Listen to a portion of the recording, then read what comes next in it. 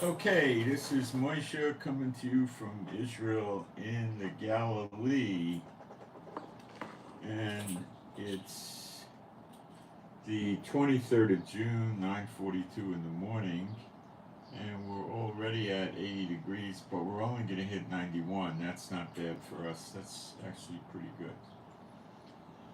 Um, what we're going to cover today is the completion of the siege of Judah and Jerusalem in Zechariah 12, which is Jacob's trouble. Great is Jacob's trouble, but he shall be saved out of it.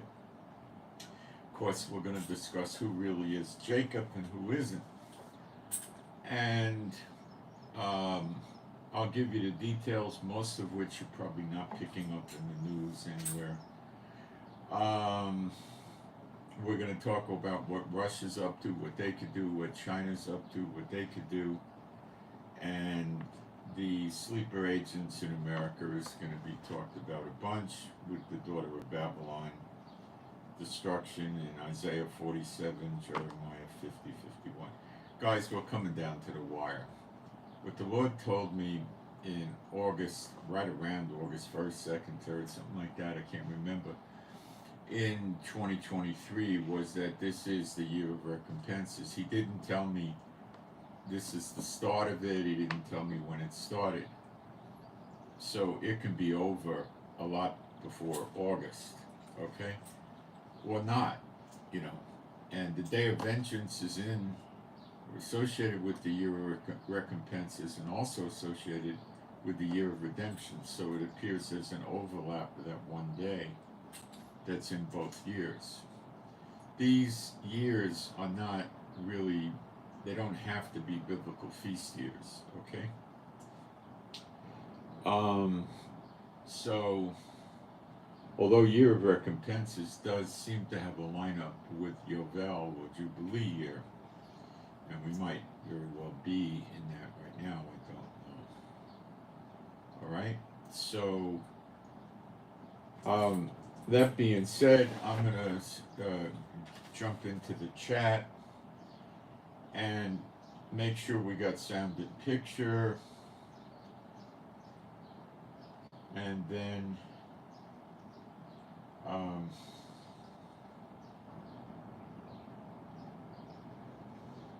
put a couple of posts up and we'll get started. So we're kind of waiting for people to come in. I don't want to start right away. People need to get the notice and come in. So I'm not going to, it'll be a couple of minutes. Just sit tight. Let's see. Let me start with my postings real quick. It's not going to be a long time. So sit tight. If you want to get the news that you're not getting elsewhere, sit tight. I live in Israel, been here for many years, and I'm going to tell you what's going on.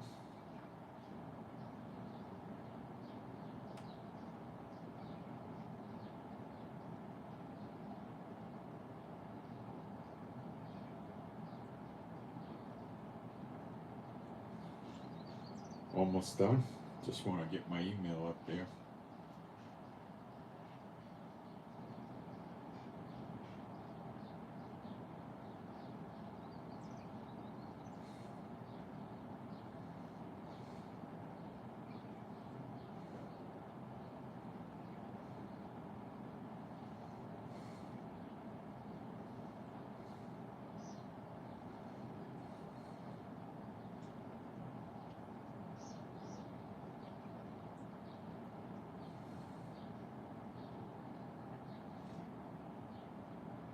Okay, being a Bible believing site, I'm going to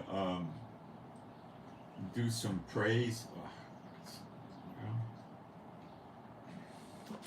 There is no God like Jehovah. There is no God like Jehovah.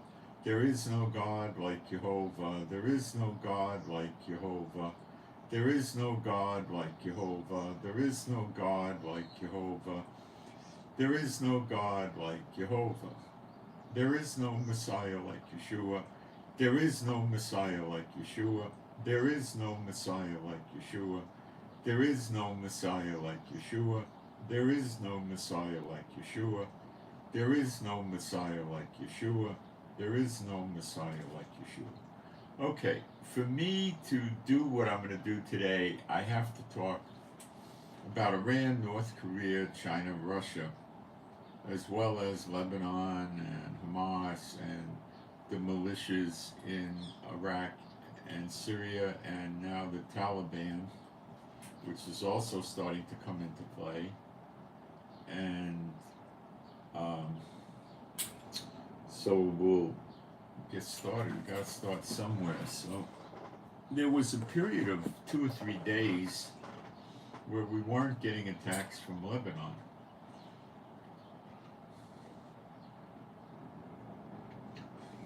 Well, they were down by 95%. I didn't know what was going on. I told you guys so. I didn't understand it.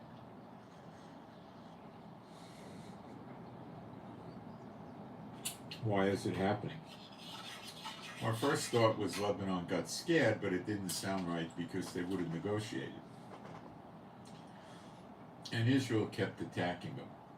What I found out was really going on is Israel moved a lot more forces up to the border with Lebanon, and this is me talking. I believe Israel had their special forces, which are extremely good, inside Lebanon near the border, and every time a Hezbollah popped his head out to surveillance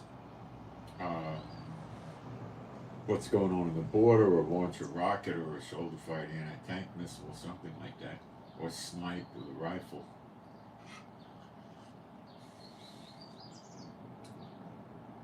Special forces would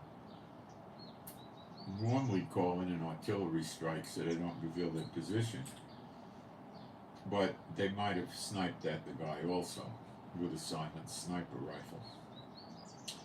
So the Hezbollah couldn't do anything by the border. They were afraid to do anything. They couldn't even move around.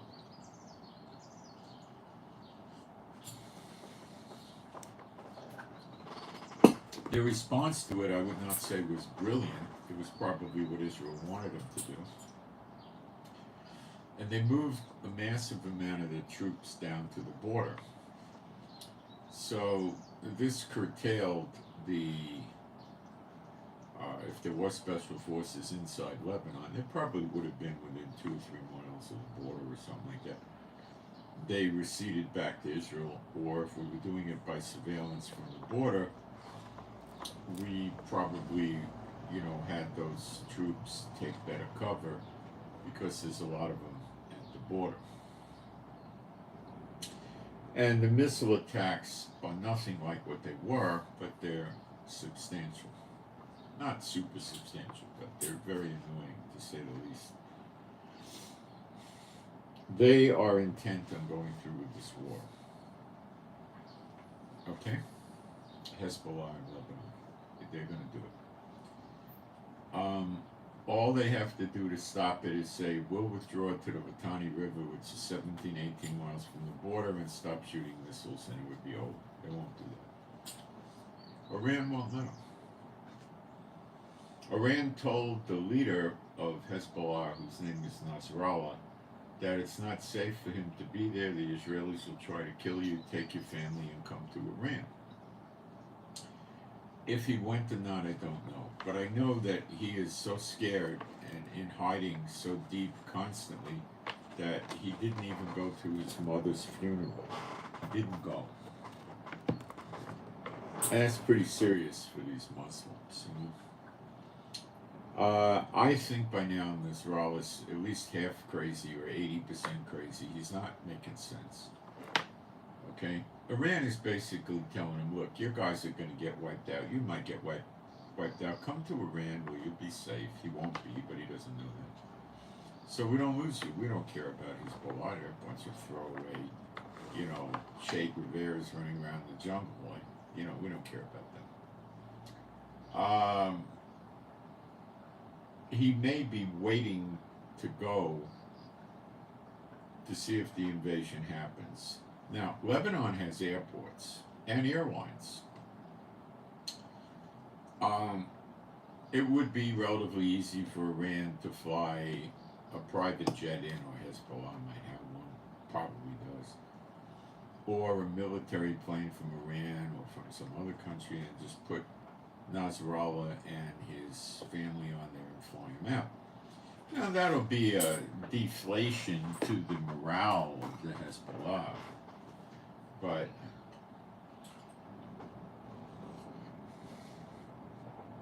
I think Israel would prefer to capture Nasrallah alive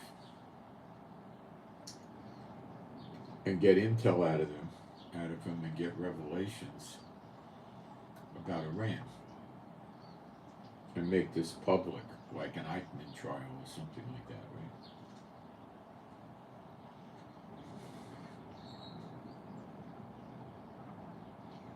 They could put him on trial for war crimes and murder. And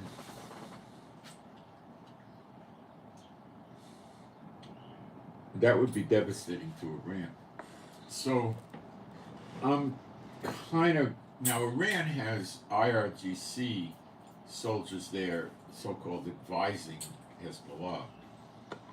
So they could easily send a general from IRGC or other aspects of the military, or 2 or 3 generals, to go over there and run Hezbollah, and they could kill Nasrallah for fear of him getting captured alive. They could do this. And it occurs to me it's something they might do, because the public image of him getting captured would be devastating and talking. Now, I'm describe what's going on, and you need to understand things are not going to go the way these terrorist states want it to go. And they're not going to go the way the Israeli government and the military thinks it's going to go. They're going to go the way Father God Jehovah wants it to go, as has been prophesied thousands of years ago in the Bible. He knows the beginning. He knows the end from the beginning. So, we are seeing influx of troops from the Iraqi, Syria militias. We don't know how many, but I'm sure it's in the high thousands, many thousands. Could be 100, 200,000, are traveling from Iraq to Syria, and they're up near the border of Lebanon. And they're going to cross into Lebanon, or they might wait there till the hostilities start and then cross in, unsure. Now, knowing Netanyahu, the moron, and Biden, another moron, they're not going to attack the troops in Syria, because it would be considered a genocide, and that's bad for Biden's election, and it's bad for Israel, because the nations will get mad about him. Israel, the people here have not realized, some have, some haven't, that there's nothing they can do to make friends with the nations. The more they try, the worse it gets. They're not supposed to make treaties with the surrounding nations. That's back in the old days, but I think it's still acceptable. I think it's still, what they should be doing. I think it would be, considered law. If two are not agreed, how can they walk together? So how do you make an Abrahamic Accord deal with Muslim states that really think you shouldn't be existing, and that kind of thing? You can't, but they do it. The Taliban is sending thousands of soldiers over there. Iran is going to send soldiers over there. And I would not be the least surprised to see North Korea send some, but I think his best bet would be to do it in Ukraine. But they're not in Ukraine, and they don't really have to. They might, but they wouldn't understand the war. They wouldn't understand the terrain, the weather. The weather's quite hot. I don't know how their troops would take the heat. There's a massive language barrier. I doubt there's, people in the Hezbollah. I mean, Hezbollah would have English speakers and stuff like that, but to have people that speak Korean, forget about it. So I don't think that's happening. China, I don't think is going to take a chance and they'll send trainers and advisors and people to help with rockets and stuff like that. But you're talking dozens or a few hundred people, nothing meaningful. Okay. Um, Now, Turkey just sent a merchant marine vessel to Israel. It shut off its transponder as it was traveling, and then it showed up in Haifa. But it's not a big dark secret for them to find out that that ship is docked in Haifa, and that means Turkey is talking out of both sides of of his mouth to these terrorists. Now, Turkey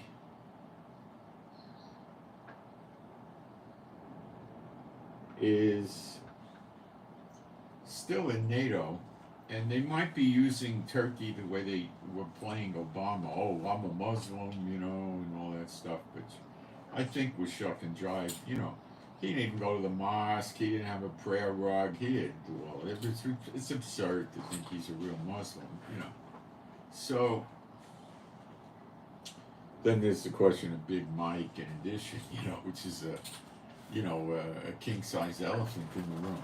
So I don't think he was a Muslim, but he was trying to portray himself as such to win the confidence of Muslim states that don't get along with America, and it didn't work.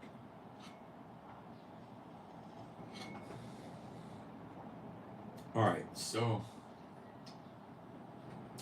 the Taliban is sending the Iraqi and Syrian militias backed by Iran is sending troops. Russia has a small amount of troops around the Golan Heights, the Syrian portion. And Iran will be sending troops according to Iran. And I imagine that the Houthis will attempt to bring troops up there too.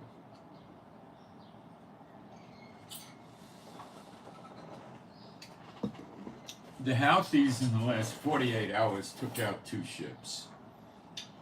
One was a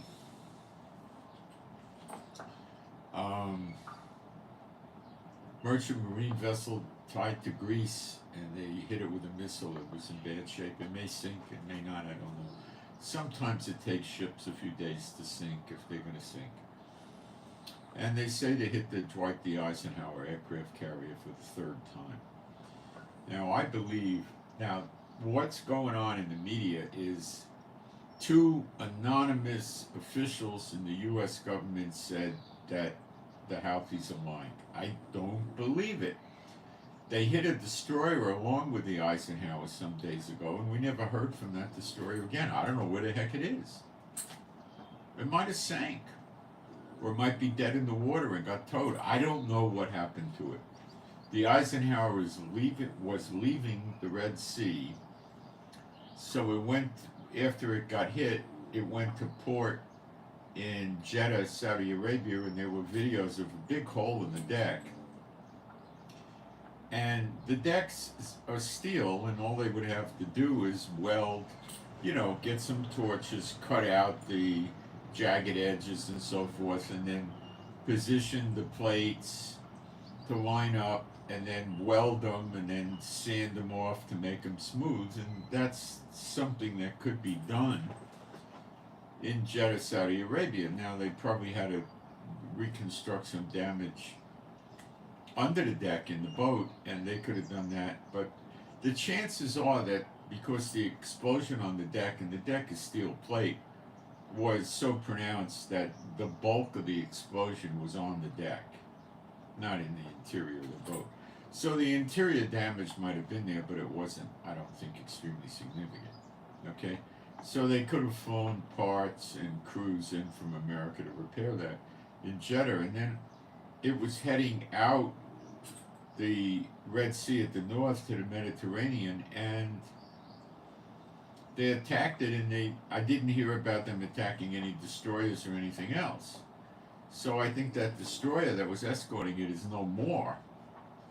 and they got it as it was leaving. And where's it going? It's going to the East Mediterranean. What does that mean? It means Lebanon.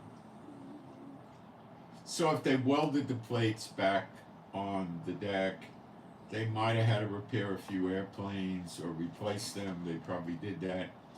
And the aircraft carrier is functional, and it can protect itself reasonably well by keeping fighter aircraft flying in circles around the boat, going out a few hundred miles. So you can keep, they could put 6 or 8 planes up easy to keep flying, refueling tankers, and they have those on the aircraft carriers. And, keep running circles and keeping everything a few hundred miles away. And if they detect something, they could warn it. They can have the Eisenhower detour away from that. They could attack it. Okay? They would be extremely able to sink ships because they're stealth. They're not going to be taken down.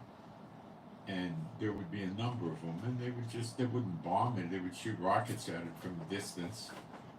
And you hit the ship with a few rockets, it's going to catch on fire, malfunction, dead in the water, people are going to get wounded and killed, and, that's the end of the story for that ship. It wouldn't matter if there was 10 or 12 ships. If there was 40 ships, a big flotilla, they would get on the horn with the aircraft carrier, and they would deploy another 15 or 20 ships, and they'd pick off the big flotilla, that's all. There would also be a cry for help from other countries, so planes would be coming in different locations in the Middle East, UAE, Jordan, other countries, Bahrain, Qatar, Kuwait, and they would, wherever they happen to have aircraft, and they would be coming in and attacking also. So, as far as I know, the Eisenhower was unescorted and getting ready to leave the Red Sea into the Mediterranean, and it got hit. They haven't been lying about this. The Americans have. The Americans aren't going to get on CNN and Fox and say, well, for the 3rd time in 2 weeks, our aircraft carrier was hit by the Houthis. Okay? They're not going to say it. But they know it, and the war with Iran is coming. In addition, yesterday, an American base, it was either in Iraq or Syria, got hit by the Iranian-backed militias over there in Iraq and Syria. And that was the first time in 5 months. And Lebanon started shooting missiles and rockets at us again. So Iran came to a decision that it is uncomfortable with America and their actions, and started in again. Hamas in Gaza is just about finished. There's a small portion of Rafah that got to go yet, and it's being whittled away at. Okay?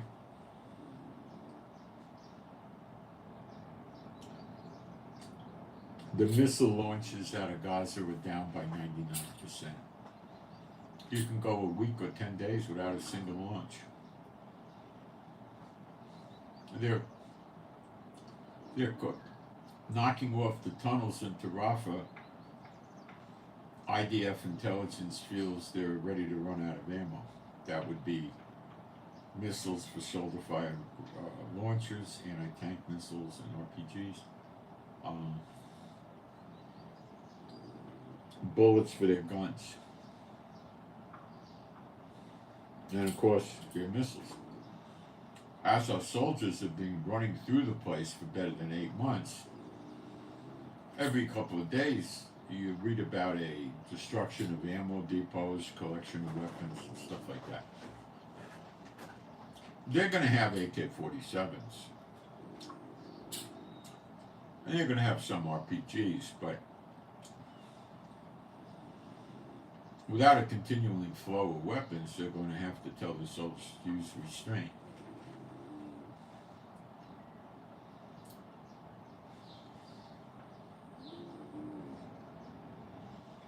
So there's probably a sense of urgency with Iran, Lebanon, and the Houthis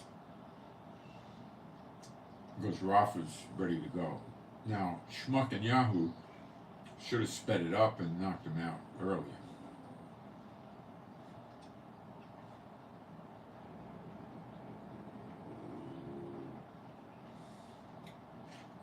Okay.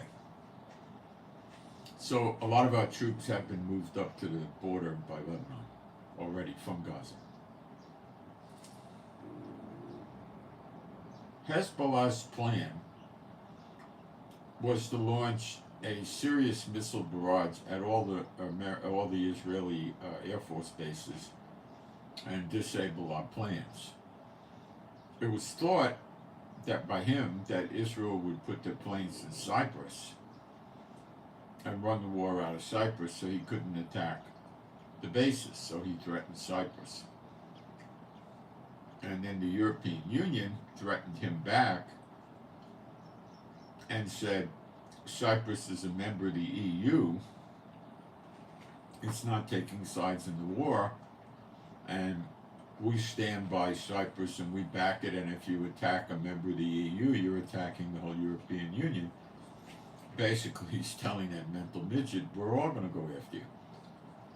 See how it's building?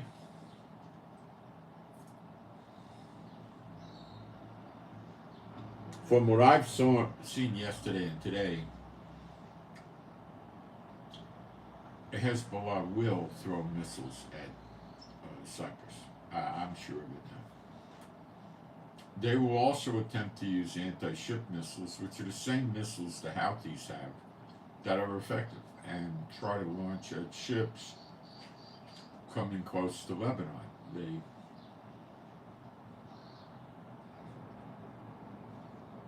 I'm not sure of the range.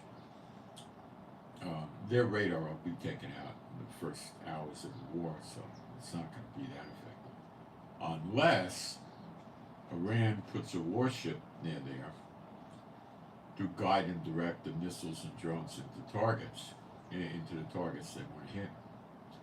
And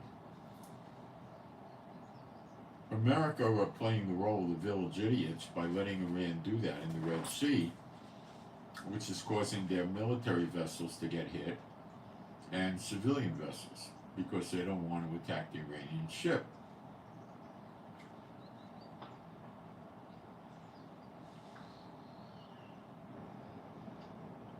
So they're behaving like idiots. The Biden administration of Jake Sullivan, Blinken, and what's his name, Austin, the defense secretary, have demonstrated a marked lack of understanding of the Middle East.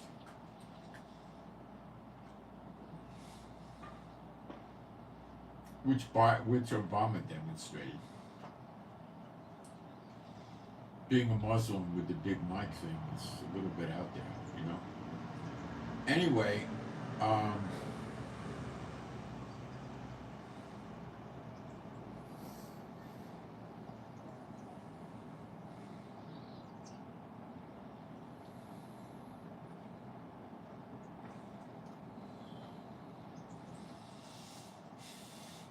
it looks like war is imminent.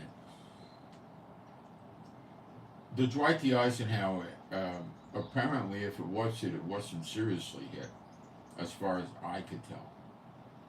But that could be untrue. They were trying to knock it out again because they knew it was headed up to Lebanon to do what it's going to do in the war with Lebanon and Israel. And it probably has about 80 aircraft on it. Probably 50, 60 fighters, the rest other kinds of planes. Sub-hunters, refuelers, different things. AWACS, all kinds of stuff. So they were probably trying to stop it from getting near Lebanon. Now, it'll come out how bad it got hit. If it's okay and it gets out by Lebanon, it's going to stay far away from Lebanon. I would say 200 miles.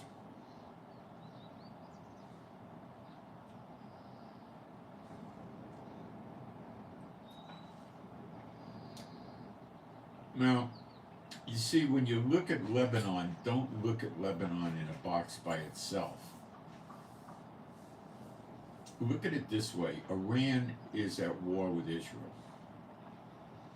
Iran, like America in World War II, they had the Third Army, the First Army, the Second Army. One army's in the Pacific, one's in Eastern Europe, one's here, one's right. Okay. So Iran is using several different armies. One army is the Hezbollah in Lebanon. Another army is Hamas in Gaza, which is basically defunct. Another army is the Houthis in Yemen. Another army are the Iraqi militias backed by Iran in Iraq, and also in Syria. And then we have the Iran proper army. So don't look at it as these terrorist states just running around rampantly wild. Look at it correctly as Iran and her armies. Okay? Now, Lebanon, the government proper, has been a miserable failure. And I think their existence as a government is just a matter of days and it'll be gone.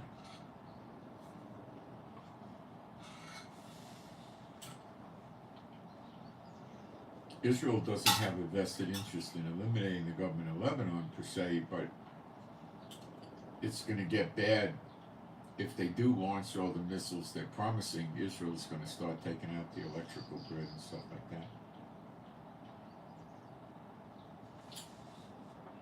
Airports, civilian and otherwise, will be taken out. Because civilian airports, in a matter of minutes, become military airports. The flights get canceled because of war, and they start using them as military airports, and they're going to be taken out.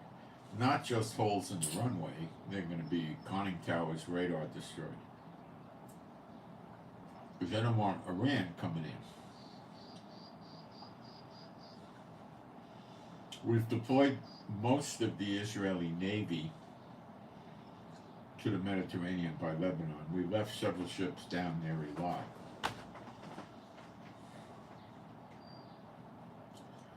Our Navy could be useful. Some of the ships launch missiles, stuff like that. They could be carrying commandos, Shayelet, that's our Navy SEALs, to land on the shore of Lebanon at the right time to do reconnaissance and sabotage, kidnapping of high-value targets, generally create chaos.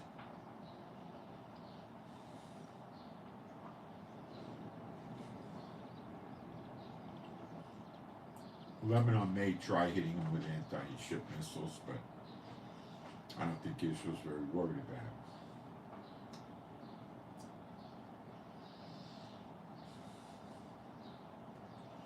What Lebanon is counting on is all these terrorist soldiers coming into Lebanon and swelling the ranks.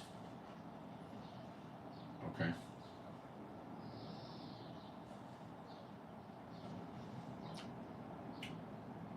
And then they think they got it knocked. And the plan is to overrun Israel, probably kill all of us. Plunder us, loot us, rape the women, kill the babies, torture people, burn us alive, and all that. Okay?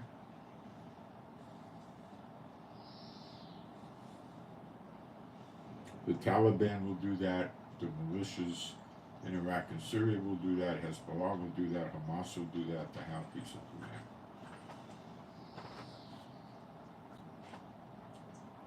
Now, let us not think that America is taking this laying down.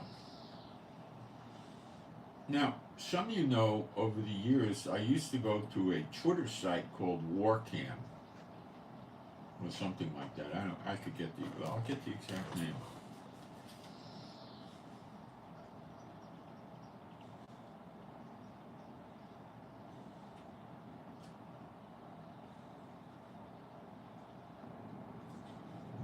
I lost it. It's not there anymore.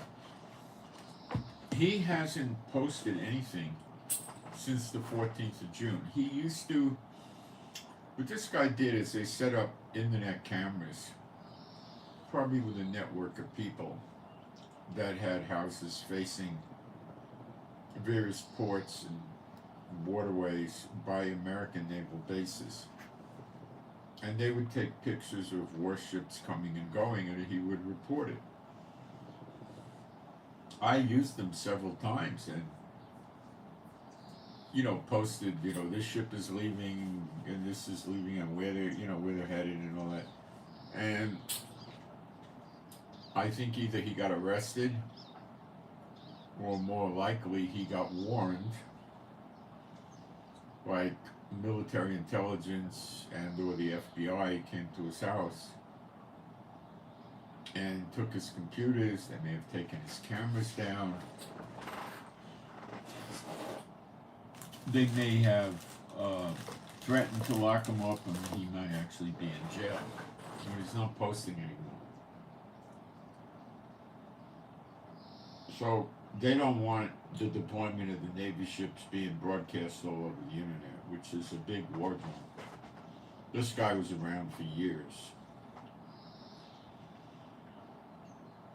There's other people running around that we might see go away. I'll tell you what they do. They look at a place, I think it's called Skyglass or something, and a couple others. They show you the movement of aircraft based on their transponders, and it's worldwide. So there's characters that have been watching that and putting it up on the screen and telling you, these were trainer planes, I deleted those. These are refueling tankers, these are fighter jets, these are C-17s. How they know this, I'm not sure. Maybe, I don't know, maybe they make it up, I don't have any idea. But they would depict rather accurately, in detail, movement of various American military aircraft, where they took off from, what the route is, and where they were going. And then they would speculate as to what they thought the aircraft was actually up to. Bringing troops, bringing weapons, bringing illegal immigrants. And there's a small, but quite a few, not quite a few, several people on the internet that watch this and report it with pictures from Skyglass or whatever the heck it is, and tell the people what they think it means. I have a feeling they too are not long for this world, because that could help the enemy.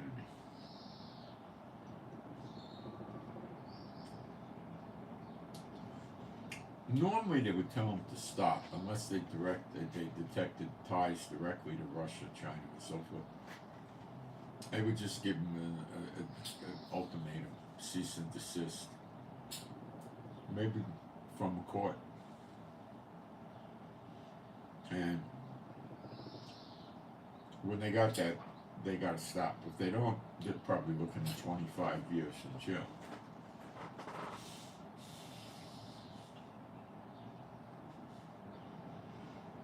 So if that stuff hasn't gone away yet, it probably will soon.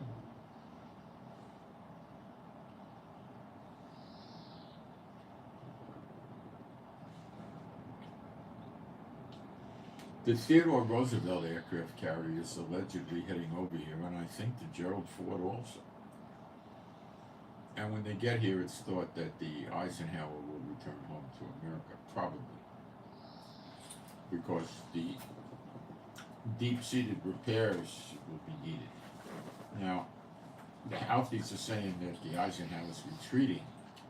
Well, yes and no. The Eisenhower was here for 6 months. And then after the ship got hit, they said they're extending the tour of the Eisenhower crew by 30 days. Well, I said that's probably to make sure they could get the ship shipworthy again and leave time enough to get home, which from the Red Sea could easily be 10 or 12 days.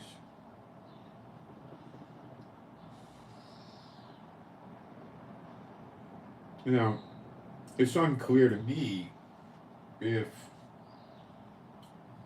the Theodore Roosevelt and the Gerald Ford aircraft carriers are coming here. Probably. And the Eisenhower may or may not leave, but 2 of them is a lot for Lebanon. And for Iran and for the Houthis, because they don't have any kind of an air force.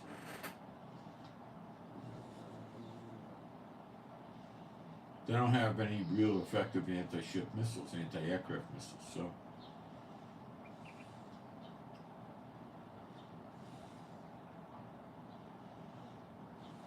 They will probably have 2 of them here.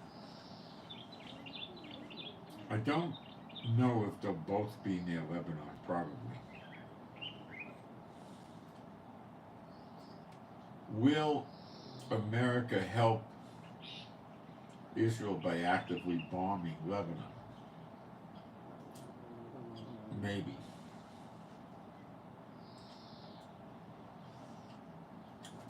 Remains to be seen. Probably get to that point.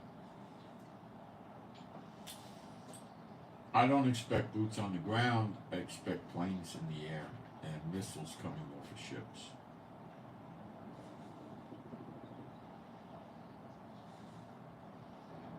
American losses would then be minimal or not at all.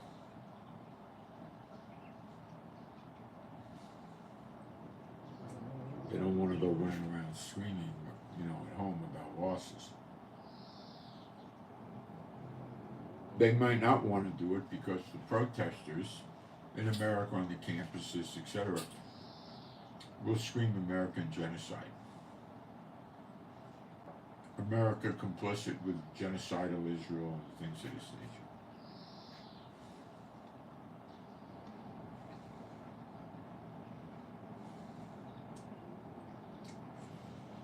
Netanyahu has been giving Israel produce to Gaza for free, and they're selling it in the Gaza food stores for significantly cheaper prices than the stuff costs in Israel. But getting it for free. A large amount of humanitarian aid came into Gaza, I think yesterday, day before maybe, and the UN people have it, UNWRA, and they said they're not distributing it because they're afraid of the people looting.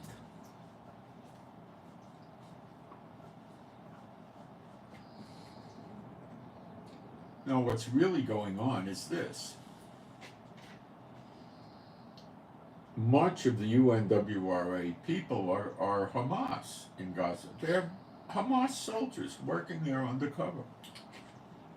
And they're retaining the food for Hamas so they can hold out longer.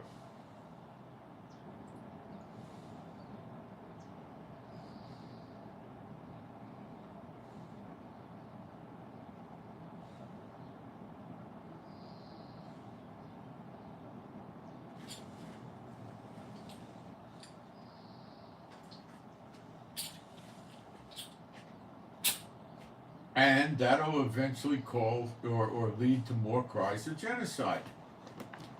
It's unbelievable. And there's this mental midget administration of Biden that does this kind of thing.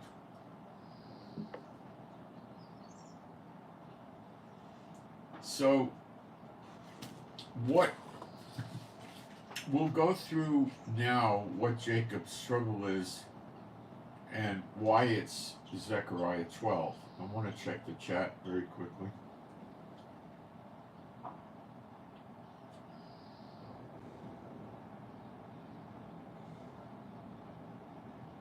Okay. let's go to Jeremiah 30, which is talking about the birth pangs and stuff like that. Now, many of you know this quite well because we've talked about it for years. Some people may not be familiar with it. Right? What I'm going to tell you is going to disagree drastically with what the churches teach. So you have to make up your mind, do you want to follow the Bible or do you want to follow the churches? Last time I checked, the churches have no heaven, but the writer of the Bible does. Okay, Jeremiah 31.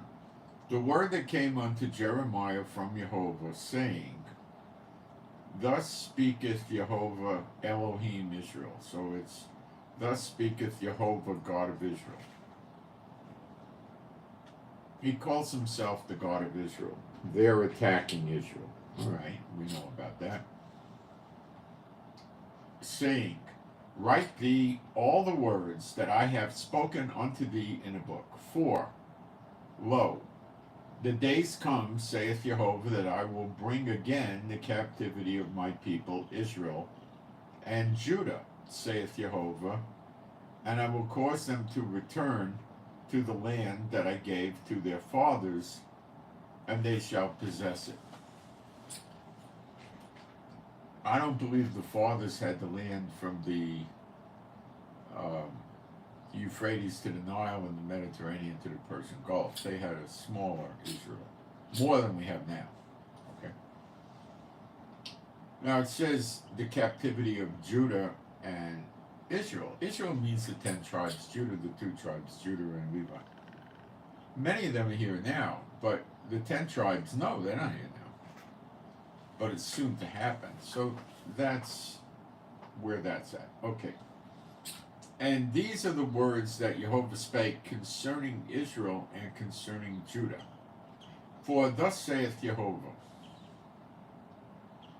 We have heard a voice of trembling, of fear, and not of peace. So forget these nincompoops that are telling you the man of sin's going to come and make a peace treaty and break it in 7 years. This is based on them taking Bible prophecy out of context, okay, and timing. And they're just full of errors, okay? That's not what's happening now. Ask you now and see whether a man doth travail with child. I mean, is a man giving birth to a child, like a woman? Wherefore do I see every man with his hands on his loins as a woman in travail, and all faces are turned into paleness? So they're so scared they're clutching their guts and their faces are pale, probably chalky colored, because the blood's rushing into their stomach. They're really scared. That's the siege.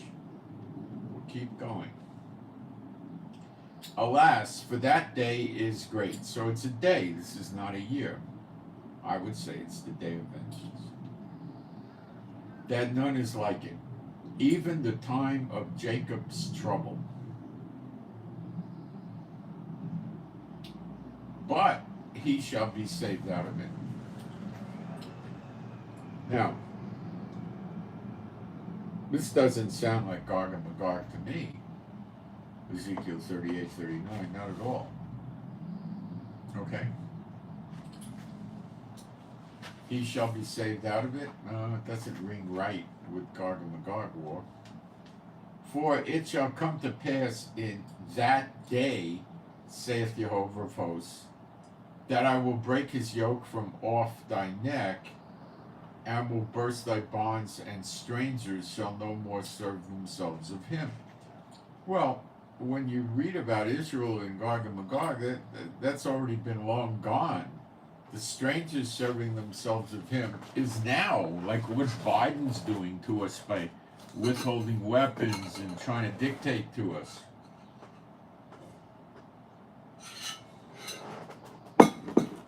Trying to negotiate ceasefires for us. You know, manipulating us. But they shall serve Jehovah Elohim, and David their king, whom I will raise up unto them. It's not a literal David. The church is going to teach you that it's Yeshua, but if you read Ezekiel 45, in the next temple, there's an anointed prince from the line of David, and they don't ever want to talk about that. And don't hold me responsible for the church teaching horribly to you. But if the church is teaching horribly to you contrary to the scriptures, that means they're blind. And if the blind follow the blind, they both fall in the pit. Not the ditch, it says pit. And that's the place where the bad ones go before judgment, then they go to the lake of fire. Therefore, fear thou not, O my servant Yaakov, fear thou not, saith Jehovah. Neither be dismayed, O Israel, for, lo, I will save thee from afar, and thy seed from the land of their captivity. And Jacob shall return and shall be in rest, and be quiet, and none shall make him afraid. And that's because of the everlasting life when we see the sign of the Son of Man. Okay? And when you see Gog and Magog, the next great exodus is already long past. For I am with thee, saith Jehovah, to save thee, though I make a full end of all nations, whither I have scattered thee. Now that's not attributable to Gog and Magog either. All the nations he scattered us is probably 100, 125 nations. Think about it. It's every country in Europe, a lot of the Middle East, everything in North, South, Central America, parts of Asia. It's huge. And scattered would include the 10 tribes, the so-called lost tribes. Yet will I not make a full end of thee. When he says a full end of thee, it doesn't mean everybody's going to make it out of Jacob's trouble. But I will correct thee in measure, and will not leave thee altogether unpunished. Well, we're certainly being punished. For thus saith Jehovah, thy bruise is incurable, thy wound is grievous. There is none to plead thy cause, that thou mayest be bound up. Thou hast no healing medicine. All thy lovers have forgotten thee. That's, if you want to think of America as a lover of Israel, you got to think again. It's not. They seek thee not, for I have wounded thee with the wound of an enemy, with the chastisement of a cruel one.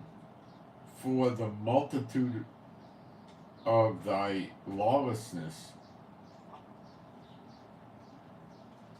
because of the multitude of thine iniquity, because of thy sins, were increased.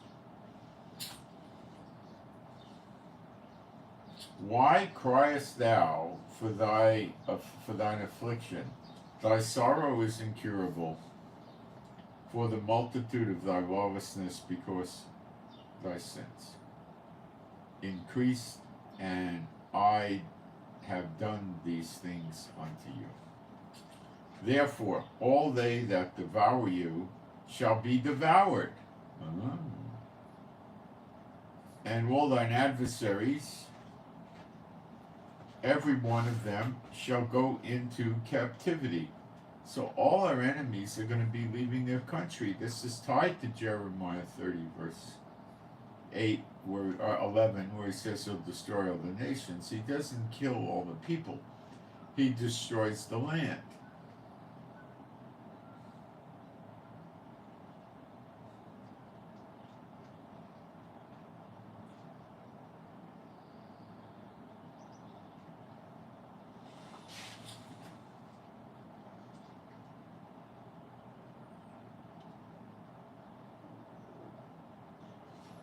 And they that spoil thee shall be a spoil, and all that prey upon thee will I give for a prey.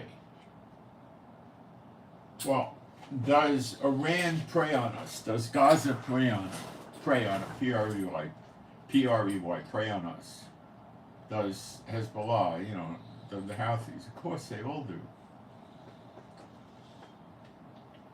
For I will restore health unto thee, that's the saying of the Son of Man, and I will heal thee of thy wounds. This is the reversal of Hosea 6, 1 and 2, the 2,000-year punishment, which is over. Saith Jehovah, because they called thee an outcast, saying, This is Zion, whom no man seeketh. Thus saith Adonai, or thus saith Jehovah, Behold, I will bring again the captivity of Jacob's tents, and have mercy on his dwelling places. And the city shall be builded upon her own heap, that's Jerusalem, and the palace shall remain after the manner thereof, that's the temple. The Jerusalem territory that we get after this war is substantially bigger than the Jerusalem we've known in modern times. And out of them shall proceed thanksgiving, and the voice of them that maketh merry, and I will multiply them, and they shall not be few.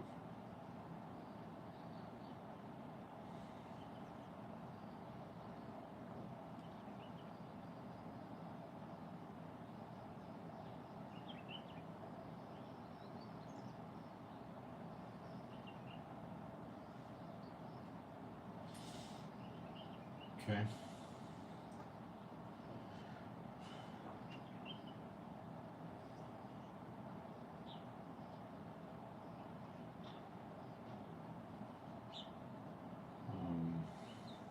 Find out where I was here. I will also glorify them, and they shall not be small. Not be small means insignificant. It's not a giants and non-giants. I don't believe that.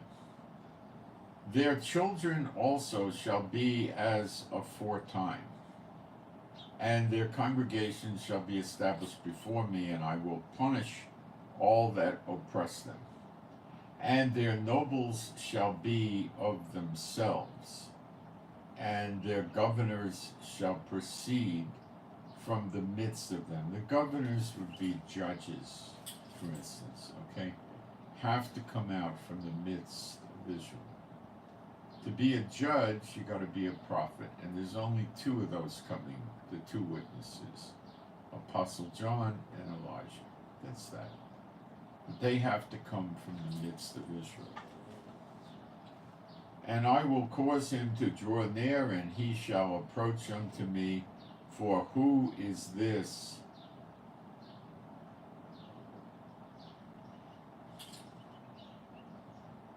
Who is this that engaged his heart to approach unto me, saith Jehovah?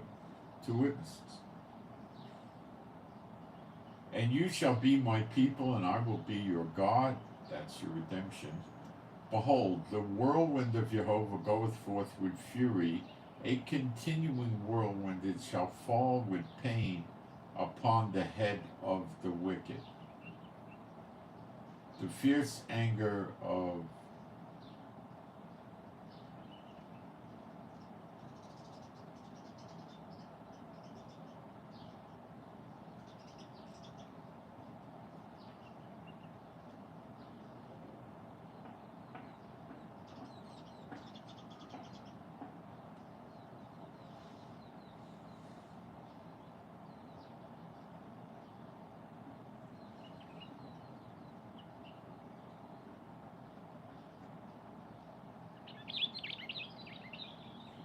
the fierce anger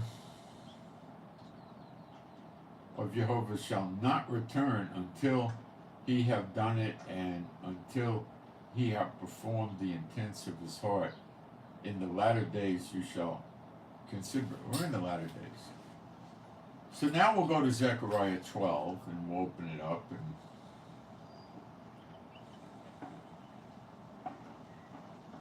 the Jacob's trouble words only appear in Jeremiah 30:11, nowhere else in the Bible.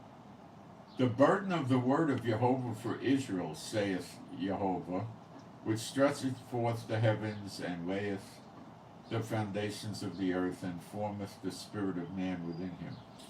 Behold, I will make Jerusalem a cup of trembling.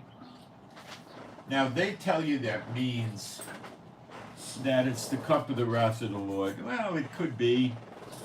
And then they tell you that it's, trembling is what you do after you drink alcohol and you have a hangover. That doesn't make sense.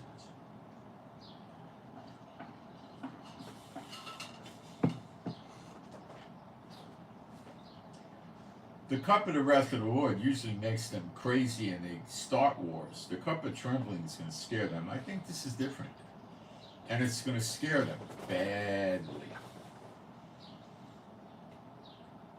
A cup of trembling unto all the people round about, when they shall be in the siege, both against Judah and against Jerusalem. Now, where is this siege present today? Well, Gaza. Houthis are attacking a lot, but they're not really there at this point. The Iraqi militias in Syria and Iraq are attacking from Iraq and Syria, and the Hezbollah is attacking from Lebanon. Jordan at this point in time is not attacking us, and Iran is attacking us, which I do not believe is part of Israel.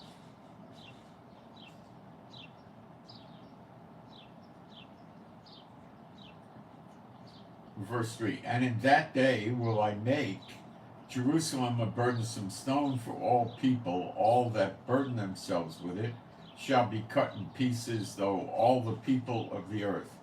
It really means all the heathen of the land be gathered together against it. So it could be the land of Israel, which, Lebanon to a great extent is ours. Gaza is ours. Yemen's not ours, but they're not really in the siege. Jordan's not yet active. Syria and Iraq would be ours up to Euphrates River. Okay? In that day, saith Jehovah, I will smite every horse. The word is sus. It could mean a swallow, like a plane, a bird, it could mean a horse. It's probably a transportation device, I guess. Every horse with astonishment, and his rider with madness. And I will open mine eyes upon the house of Judah, and will smite every horse of the people with blindness. So he opens his eyes to the house of Judah.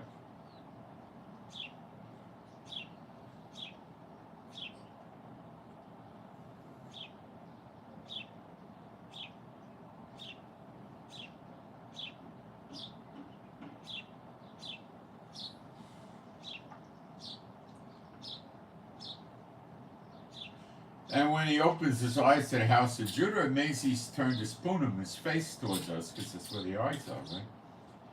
And will smite every horse of the people with blindness. So they could be coming on horses, and they could be military vehicles, and they lose their cameras, and we'll have to remains to be seen. And the judges of Judah shall say in their heart, the inhabitants of Jerusalem, my strength in the Lord of hosts. Where it says the Lord of hosts, and then it says Elohim. So he's saying the people in Jerusalem shall be saying strength in Jehovah of armies, Elohim. Okay, that's what it's saying. They twisted the words without any good basis for doing it. In that day will I make the judges of Judah like an earth of fire among the wood, and like a torch of fire in a sheaf, and they shall devour all the people. Devour means burn up all the people round about, on the right hand and on the left hand. And Jerusalem shall remain inhabited still in her own place. So nobody's getting run out of Jerusalem, but in Gog and Magog in Zechariah 14, half of the people in Jerusalem go into captivity. So there's an inconsistency between this and Gog and Magog. Big, big inconsistency in many different ways. Okay, so who do you know has fire coming out of their mouth? That's the two witnesses. Who do you think it is? You think it's Biden and Putin or something? What do you think it is? The Pope?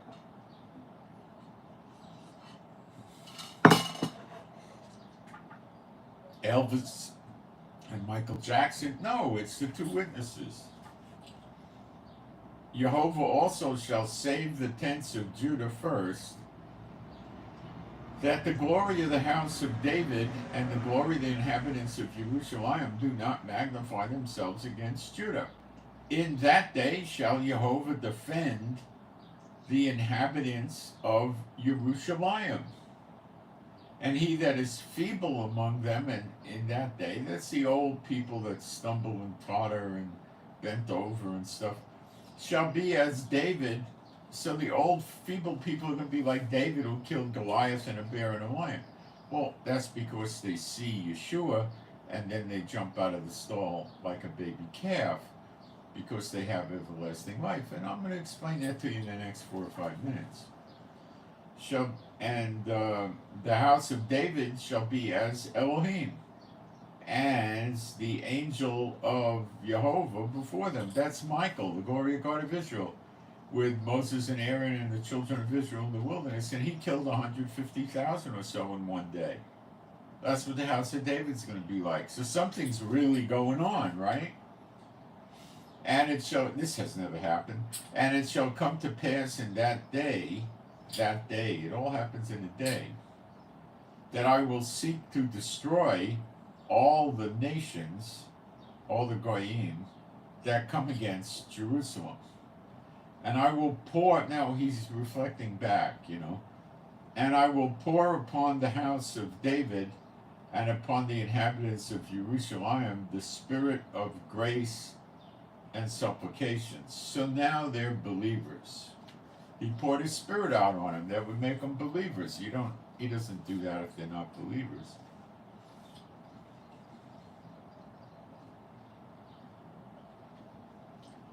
And then it says, and they shall look upon me whom they have pierced, which is Yeshua. They stuck the spear in him when he was hanging there and the blood and water came out. And they shall mourn for him as one mourneth for his only son, shall be in bitterness for him as one that is in bitterness for his firstborn. And then it says, in that day shall there be a great mourning in Jerusalem as the okay. When they crucified Yeshua, there was no great mourning with all the families mourning him, okay? So this has not happened. It will happen very soon. And they look upon Yeshua. Now, I'm not going to go into a whole diatribe of this because I've done it many times in the past. I'll just give you the one connecting scripture so you can get the idea. John 6:40. If you go through my YouTube channel and you go to the live section, you'll find many scriptures, many Bible studies where I've covered this in the last couple of years. And this is the will of him that sent me. This is Father God Jehovah's will.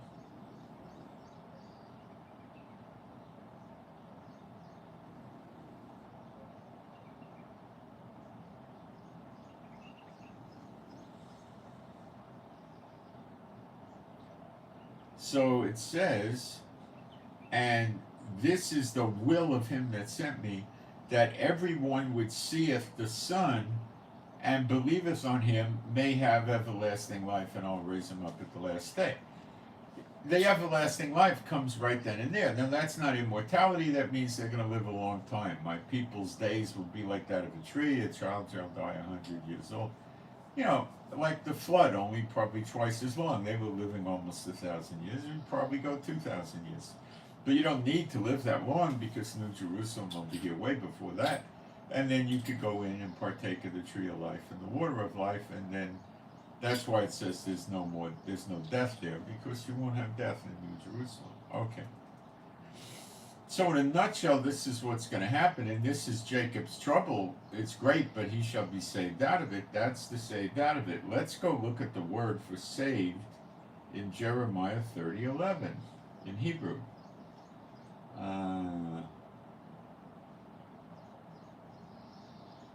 No, it's Jeremiah 30 verse 8, sorry.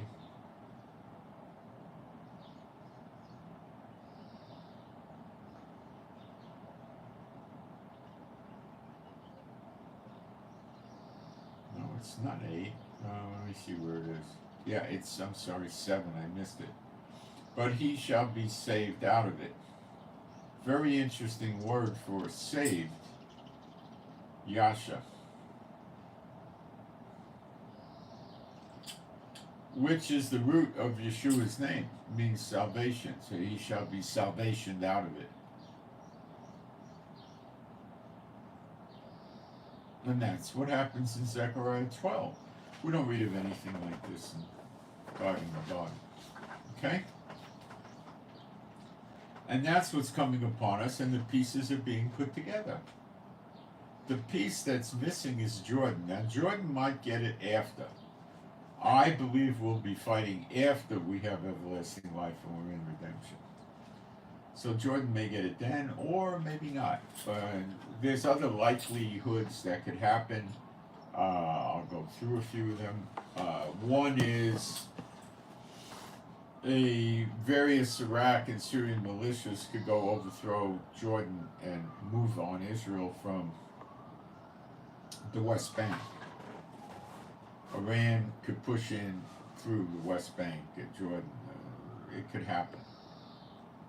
The Jordan people have been trying to knock the fence over, and the Muslims, the ones that are terrorist oriented and want to come in and attack Israel through the West Bank. So it's likely going to happen. Now, the siege is against Judah and Jerusalem roundabout. So you understand the layout of the land geographically. The tip of my finger will make Jerusalem. And these two fingers are the West Bank that wraps around Jerusalem. So really, for Jerusalem to be in the siege, the West Bank has to be occupied by the enemy. And that might be one reason why we see American troops in Jordan at the very end here. In Gog and Magog we see it. And they get scared and flee, probably from the two witnesses, but they can be there to try to stop the siege of Jerusalem. We could also say they're helping with the siege, but I'm not so sure I see it that way right now. Okay? So, this is all falling into place by the hour, not by the week or the month, by the hour.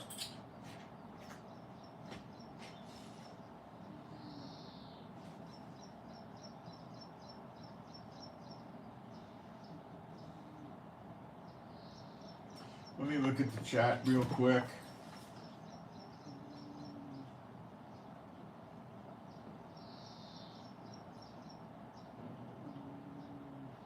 Since the war is about ready to start, I'm going to say something that's kind of unusual for me to say, but I'll say it. For those of you that give offerings, if you're going to send me some offerings, you might not want to wait much longer, because it may be impossible for you to send them. So now would be a good time. If you're planning on sending them down the road, I think now would be a good time to do it, because this Lebanon war is going to break in the next few days. They're talking that Lebanon might preemptively strike us. I'm not so sure of that. I'm going to take a quick break and we'll go through it. So consider that if you're going to send something, you might want to step it up on the calendar, because it may not be able to go through. And we all know the money will be worthless soon anyway. But once it's in the bank here in Israel, I think I'm much better off.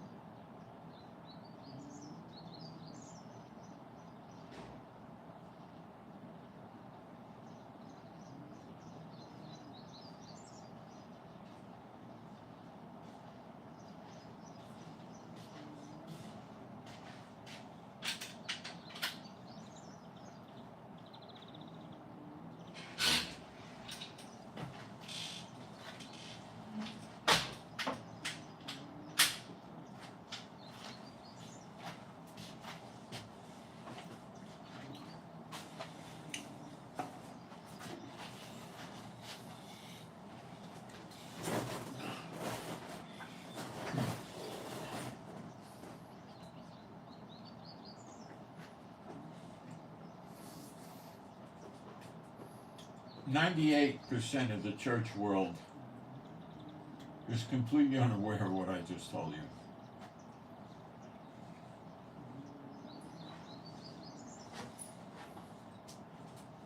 Now, sleeper agents.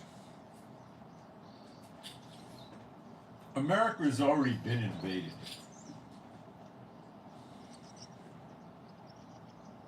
Okay? China's bought between 350,000 acres to 850,000 acres of land in America, much of it adjacent to American military bases. Yes. They have been caught launching drones over American military bases to study them. They have been caught photographing the bases. These are Chinese people. Not the Chinese people that came to America, 60 years ago or 100 years ago. These are people that came, 100 days ago or, a few months ago or 2 years ago, something like that. There's 100,000 documented Chinese there now. Many of them have student visas.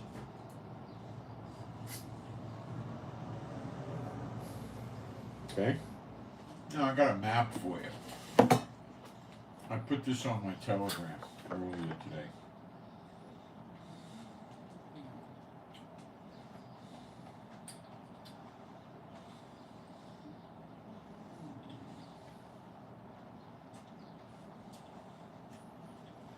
I'll get it up.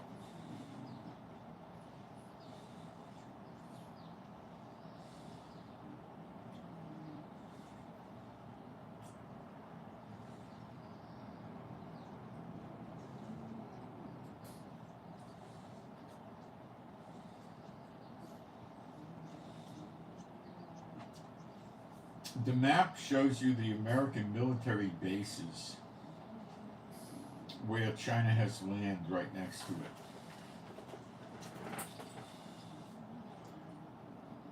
I'll hold this up and you could look at it and pause it later and read it. Alright, I'll read you the names of the bases that they're near. Fort Lewis, which is up in Washington State. Fort Irwin, which appears to be either in Nevada or California towards the south. Camp Pendleton, Yuma Proving Grounds, Dugway Proving Grounds, Hill Air Force Base, Grand Forks Air Force Base, Whiteman Air Force Base, Fort Cavazos, which is Texas. I don't know about that place. Fort Moore, which is around Georgia or something. Wright-Patterson Air Force Base, which I think is in Indiana, in Ohio maybe, or right near there. Maine Army National Guard. The Naval Station in Norfolk. Fort Liberty, Patrick Space Force Base in Florida, MacDill Air Force Base in Florida. And they're also near Oahu, Hawaii Military Base in Hawaii. And what's up with Alaska? This, I don't know.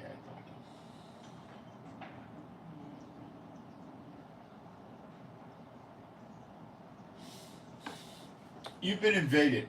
Something like this happened when Cyrus attacked Babylon. Something like this. When Cyrus attacked Babylon, because King Nebuchadnezzar didn't want to let the Jews go back to Israel, which is what Pharaoh did. And it may be something we see in America. I'm not so sure we will, but we might. And so Cyrus tried to attack Babylon. And they got walls that were so thick they would ride chariots on them. They were very high. The people of Babylon, when it came nighttime, they would all meander. The merchants and whatever, the field workers and travelers would meander back to Babylon and come in before they shut the walls. Because once they shut the walls, it was dark. They didn't have spotlights or night optics. They didn't know who was out there. They didn't open the gates till the morning when they could see what was going on. So probably at first light, the soldiers would look around and make sure everything on all four sides was good as far as they could see, and they opened up the gates, and then people came out, right?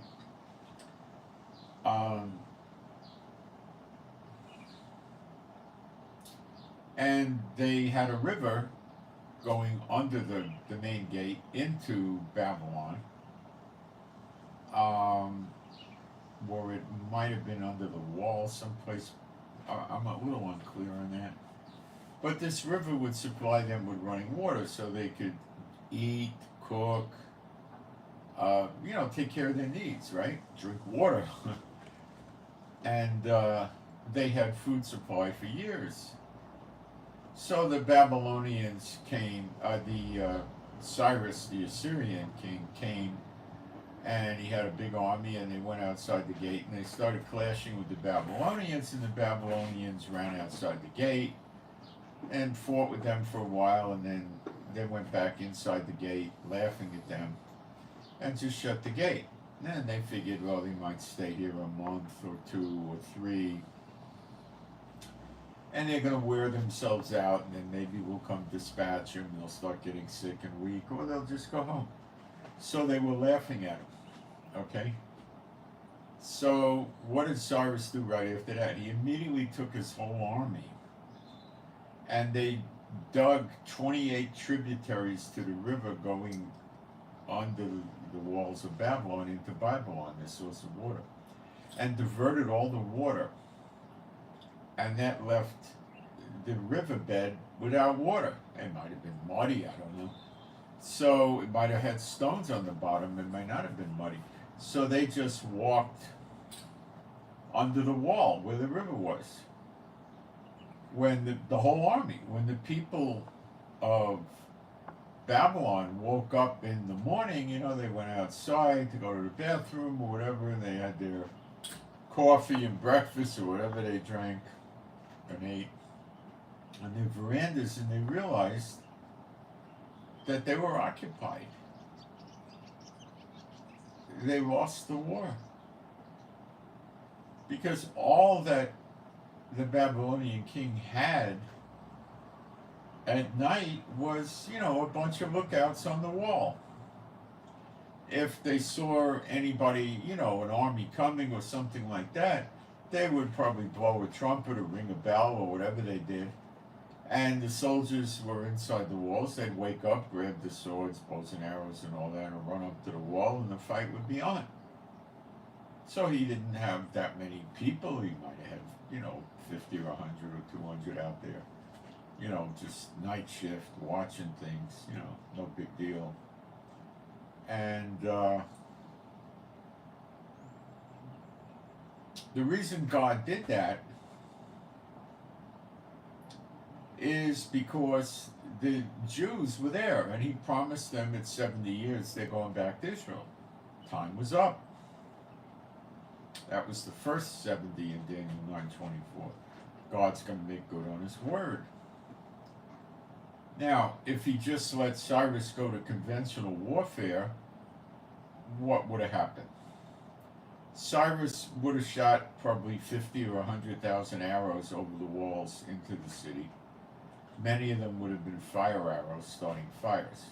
The arrows would have indiscriminately hit anybody: horses, people, babies, women, Jews. He didn't want to see the Jews get killed. The other thing they do when they lay siege, surround a city, they would shoot big rocks and catapults over the wall that would indiscriminately land on roofs, in the streets, whatever. They would also take big balls you know, probably like a basketball times 4 or 5, and they would make this ball out of, you know, wheat and straw and put pitch on it to keep it together. They put it in the catapult socket where they launch it, and once it was in the socket, they hit it with a, you know, a torch, and it would light up and be on fire. Then they'd launch it, and it would land in Babylon, and wherever the heck it hit would start fires. Now, admittedly, it could land in the street and wouldn't burn anything, but some of them, they launched tons of these. Some of them would land on buildings and roofs and start fires. Okay?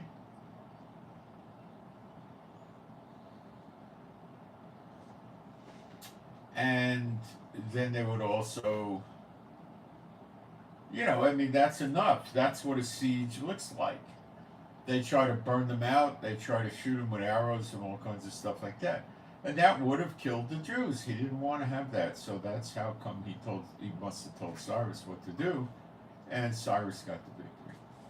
Then he let the Jews out and go back to Babylon with the temple artifacts, with money, with letters of safe passage and everything else. I think even soldiers went with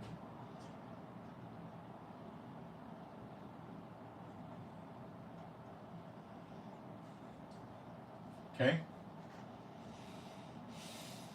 Now,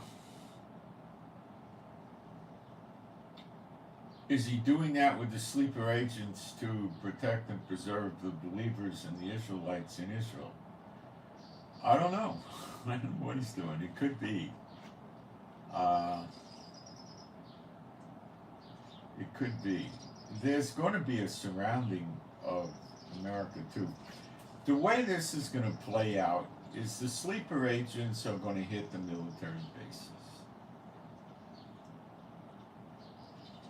First, foremost priority, disable the military. Now, could Biden stop this? Well, yeah, I mean, he won't, because God placed him in the snare, and you ain't never getting out of God's snare. But, you know, the right thing for Biden to do, he won't do, because he's in a snare.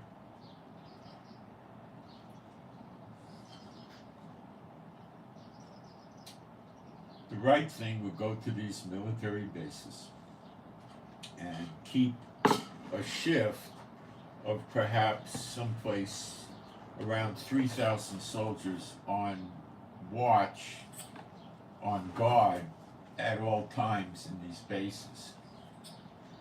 What it would look like is they strategically place 20 or 30 tanks in the base, and they have a crew.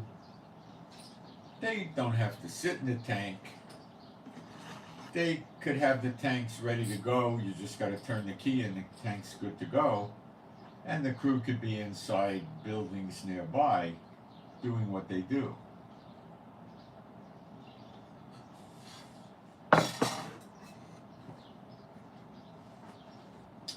So they might have to run, you know, 20, 30, 40 yards to get to the tank. That's nothing. It would work.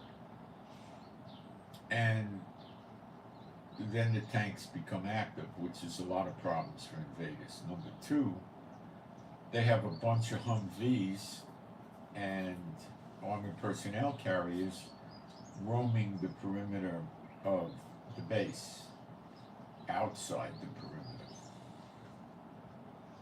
going out a ways. So if you're going to get any encroachments, you'll see it. Okay? And have a bunch of them standing inside the perimeter patrolling.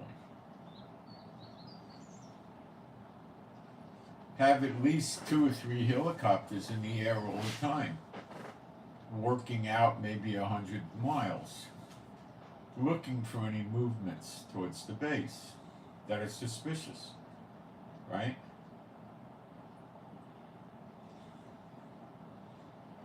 Having weapons readily distributable to all the soldiers.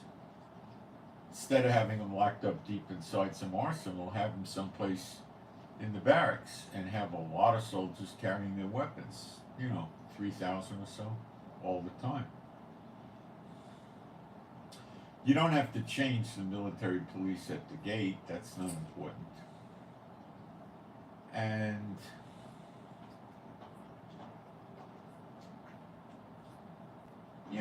this type of thing on all the bases.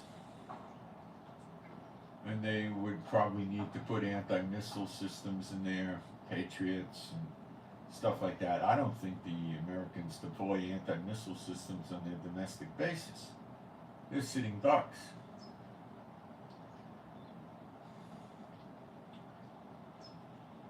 So if they got attacked from next door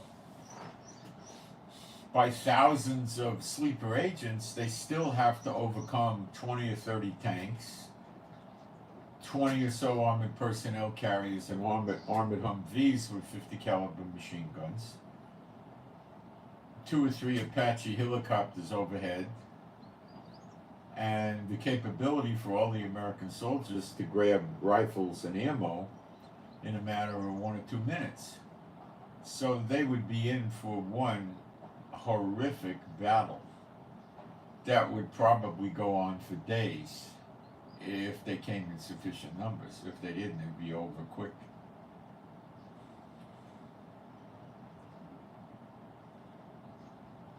The more you defense, the greater number of first wave invaders you need. If you got 3,000 American soldiers on guard, armed and loaded for bear, you're going to need to swarm them with at least 10,000. Because they're on their home turf. They're dug in. You are not. 10,000 coming is going to be picked up by the helicopters way before they get there, and then they could be rounded up.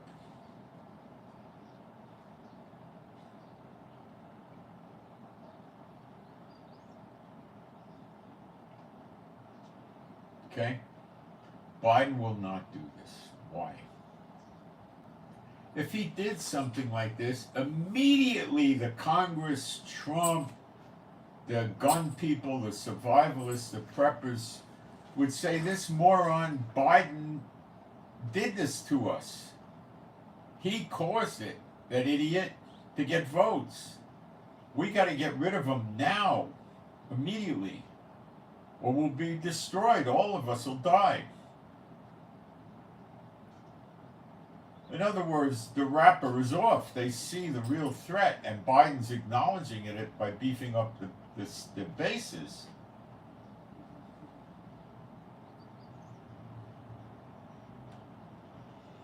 So that would be a cry to arms, not a new election. Not wait to vote Trump in. It would be a cry to arms to get rid of him. And the military may join such a cry to arms.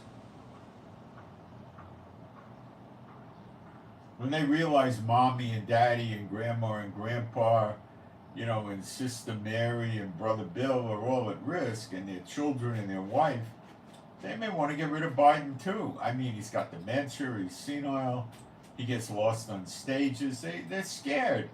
Kamala, what good is she? What's she good for? At best, would you like fries with that?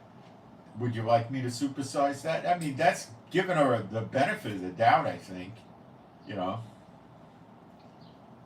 A typical, Satan bot that has no skills or anything, just put there because the demons think she's worthwhile for some reason. I don't know why. And I use the word she loosely. So, this is one big reason why Biden won't do it.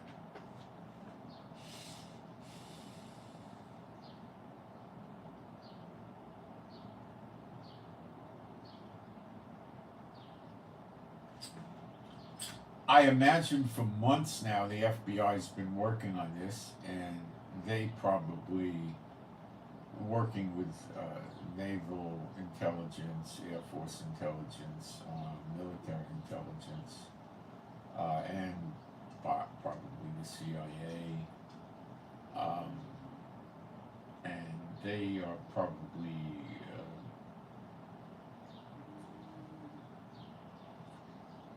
I don't know. These people have never demonstrated anything good, so I don't know what they're probably opinion that the threat is, hit or miss and may not be a threat and all this stuff.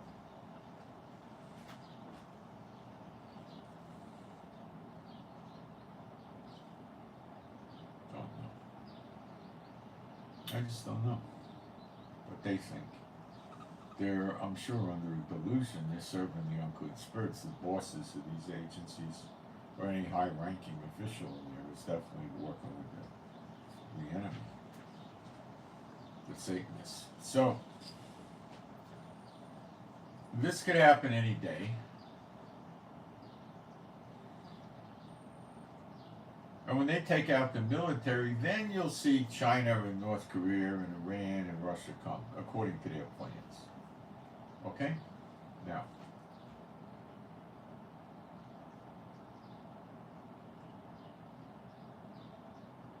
we know that America is going to be looted, plundered, and pillaged. So that's going to take time. But the first priority, see, the sleeper agents aren't going to run around starting to kick doors in and get survivalists and preppers and bug out locations. What do they care about that stuff for? Are you kidding me? And they see a bug out location, they know 98, 99% of them, those people, every dime they had is in their bug out location. There's nothing to get. You're not going to get any substantial jewelry, gems, gold, silver, weapons. Weapons you'll get if they need them, which they probably don't. How many rifles and pistols can you carry, The most you want to run around with is one rifle with a bunch of ammo and one pistol with a little bit of ammo. That's it. I mean, you're not going to want to carry 3 rifles. You wear out.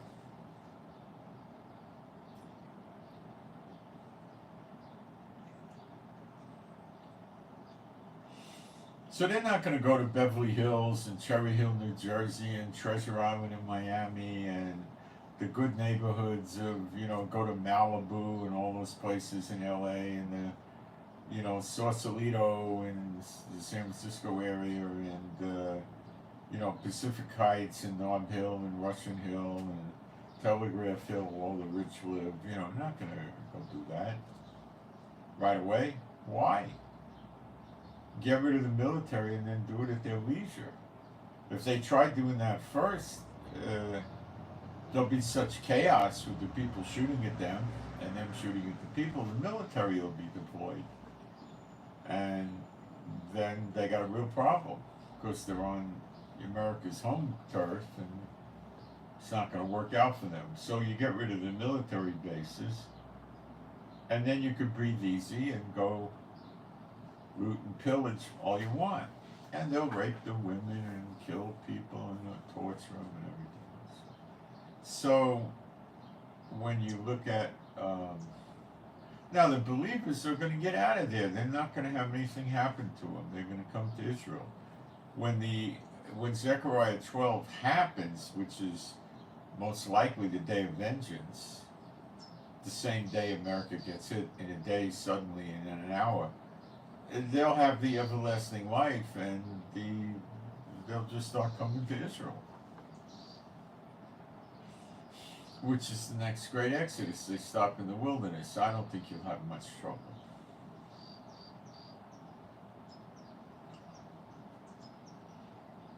After the military's attacked, the Russians, the Chinese, North Koreans, Iranians, and probably other countries with them will come into America to help with the mop up and stuff like that, transport the looted goods out of there. I imagine they'll hit the museums, they'll hit malls, warehouses, distribution centers, all kinds of stuff they'll get. They're not going to get money. Money's worthless by then. They'll get the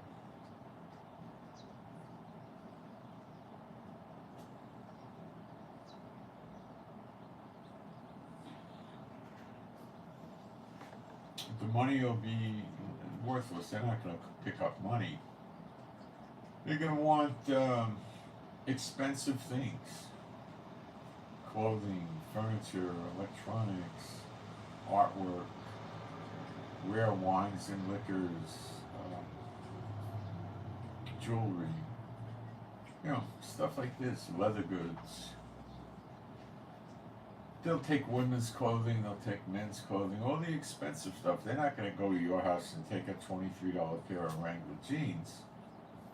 You know, they're going to go to somebody like Trump's house and take a $45,000 cashmere top coat. You know, that kind of thing. Okay? Take $5,000 men's suits.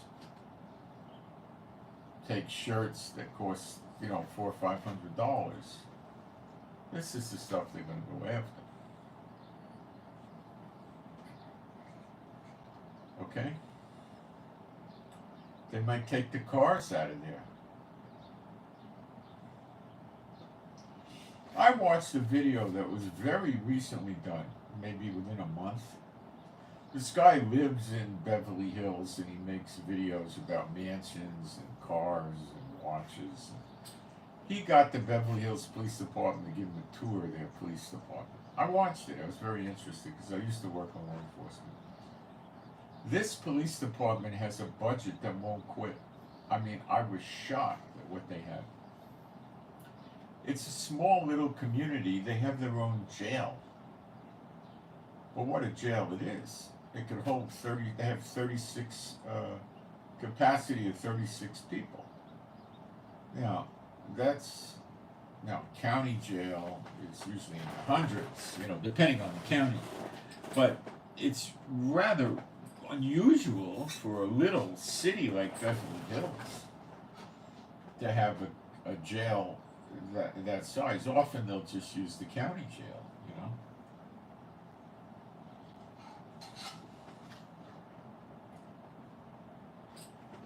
The sheriff's department I worked in had a jail, and we used to have the highway patrol bring arrestees to the jail all the time, day and night. They were constantly, they were probably 80-90% drunk driving. The rest were maybe reckless, you know, causing an accident or a death or something, and the rest were they had warrants for something, child support or failure to appear on a traffic ticket, you know, stuff like that. Nothing really serious usually. And we had hundreds and hundreds. We probably kept 3,000 in the jail, maybe 2,000. We had a lot. I mean, so that's weird. But anyway, they showed us the police cars. These suckers are probably dropping $150,000 in a police car. I was flabbergasted at the equipment they have in these police cars. They take the windows out and they put an unbreakable plastic window in the rear seats. Now that's not a bulletproof, it's impact resistant. So they can't kick the windows out. If the windows don't go down, they, you know, I don't know how they get them in, cement them in probably with an epoxy. You can't break these windows. And of course the seats there are made out of slick, shiny plastic, because being a cop is really a dirty job. Most people don't know it. People get in the car and they, you know, vomit, and they also go to the bathroom number 1 and 2 in the car. And then what you usually do is you take it, if you have a substantial police department, you have a watering hole for the patrol cars. Now, some police departments don't bother with that. They give them a credit card and they go to the gas station. But a large department will buy gas cheaper than what the gas station buys, because they put their own pumps and tanks in, right? And you just pull up with the car, you know, unmarked or marked. And they have trustees from the jail, and they know to fill it up, and they check the oil and the water for you. You don't do nothing. And then if they ask you if you want it washed, you can say yes, or you could say no, I want to get back out on the street. Well, you don't have to explain anything to them, you just say yes or no. And you could also go there and say, I got a mess in the back seat of the car. Now, they don't put carpet in the patrol cars, they have a rubber mat. So they go and they have hoses and they, you know, wash out the car from all this stuff. And it usually gets rid of about 80-90% of it, if you get my drift. It's gross. So it's a dirty job, you know. But you have that plastic piece that separates the back seat from the front, or you might have wire mesh, which won't do anything for the smell, but the plastic might, so they can't attack you, you know. So these police cars were shocking. They had a device, so when you put somebody in the back seat of the car, you're usually guiding them in, and then you put your hand on their head and you say, watch your head, because a lot of them are drunk and stoned. You don't want them cracking their head. Then you got to go to the hospital. Then you're sitting in the hospital waiting for the doctors to finish and write reports. You're there 2, 3, 4 hours, and they may get admitted to the hospital. Then you got to take them back to jail. It's just terribly boring, and nobody wants to do it. You want to stay out on the streets. And I mean, you might want to do it if it's a downpour, or if it's freezing outside, or very hot. I mean, but generally you don't want to do that.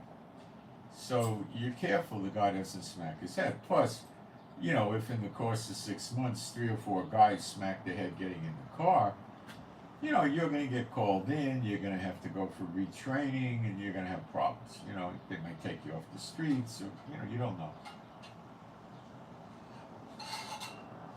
So,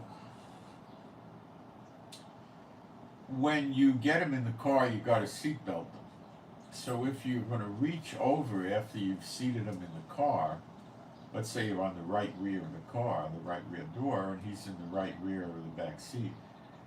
If you're going to reach over and push the seatbelt in, leaning over him, what's to stop him from doing a Mike Tyson and biting your ear off, or headbutting you where you're in the emergency room and then in the hospital for 3 weeks because you fractured your skull? So you don't want to do that. And if you're going to do it, you know, he'll be handcuffed, probably behind him, or maybe not. And you could put your hand on his trachea while you lean over, but if your sergeant or somebody sees you putting your hand on the guy's trachea, yeah, you have trouble. But I mean, that would be effective because he can't move without choking himself, you know. And if he really tries to jerk himself with a headbutt, he can damage his trachea and kill himself, you know. So, but that's not anything you want to do.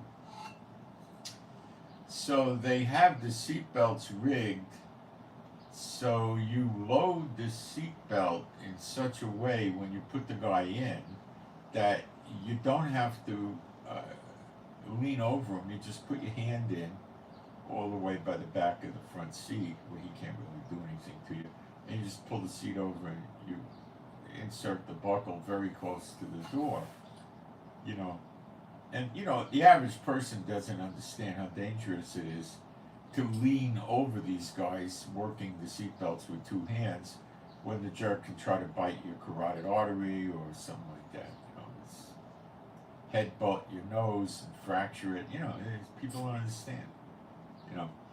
So, I mean, I was amazed to see that they went this far. Then they had cameras in the dashboard area that allow them to view the whole back seat, and it had a screen the size of an iPad, a good sized screen, right, displaying in a box on the dash, right? Oh, it gets better what they had in this car. They had a good sized engine, and they have a license plate scanner in the car that captures and records all the visible license plates while they go driving around on patrol. And it automatically runs them through a want list for hot cars or hot plates. And what would come up, cars are registered to people usually, it could be a corporation. But if the car is registered to a person and the person has a warrant, and that car gets picked up by the license plate scanner, well, now you're going to get instructions from the computer that there's a wanted person. Now you pull the car over and you might find out it's one of his children or his kid or his wife, and it's not him. And of course you can't arrest him because there's no such thing as arresting anybody that happens to be in the car unless the car itself is contraband, like stolen. It's rumored to have a bomb in it or something like that. So it automatically does the work for the cop. and then it alerts them that this, red Ferrari is, has the owner has warrants, or it's a stolen car. So then they get on the radio, and it's sort of a conventional radio, and they tell dispatch they're on pursuit of this car, the location, and so forth. Now, let's say the car runs. Now, this license plate reader and checker, oh, I would think $25,000, $15,000. They don't sell this stuff cheap, Plus, I don't know what the fees are to hit the database all day long. As the car goes, you're spitting hundreds and hundreds and hundreds of license plates at the thing. Somebody got to pay for that, So then, when they're in pursuit of a car in the front, they have this very unusual device that I never knew existed. It shoots at great speed something the size of a hockey puck that has a very sticky, soft compound covering it. Extremely sticky, like, instant super glue or something. So they're pursuing a car, they get near the car, it has to be unobstructed view, nobody in between, and they line this cannon thing up with the guy's car, and they push a button and they shoot this disc. I think it uses either like CO2 gas or compressed air. It might have a charge in it too, I don't know. And they shoot this thing at the car, and when it hits the car, it sticks. And if they stop the car and get out and try to pull it off, it doesn't work. The police said that there's a way to get it off, but he's not going to talk about it. There's, probably a couple of things they could do. One, if they're felons, they could just shoot the disc. He didn't want to say that because the crooks are often so dumb they wouldn't think of that. But you could just shoot the disc, and that's, I'm sure, going to be the end of it,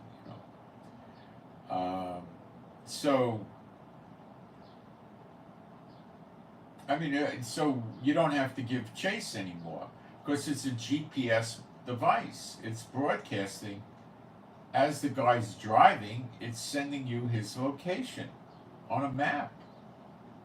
So they could just drop back, make the guy think he's in the clear, and then see where he's headed, and then put roadblocks out for him and box him in and then get him that way, instead of having a high-speed chase. It's ingenious, it's very clever, but again, I'm thinking to have that installed in the car and set up and working, I don't know, $10, $20, $30,000. Each car?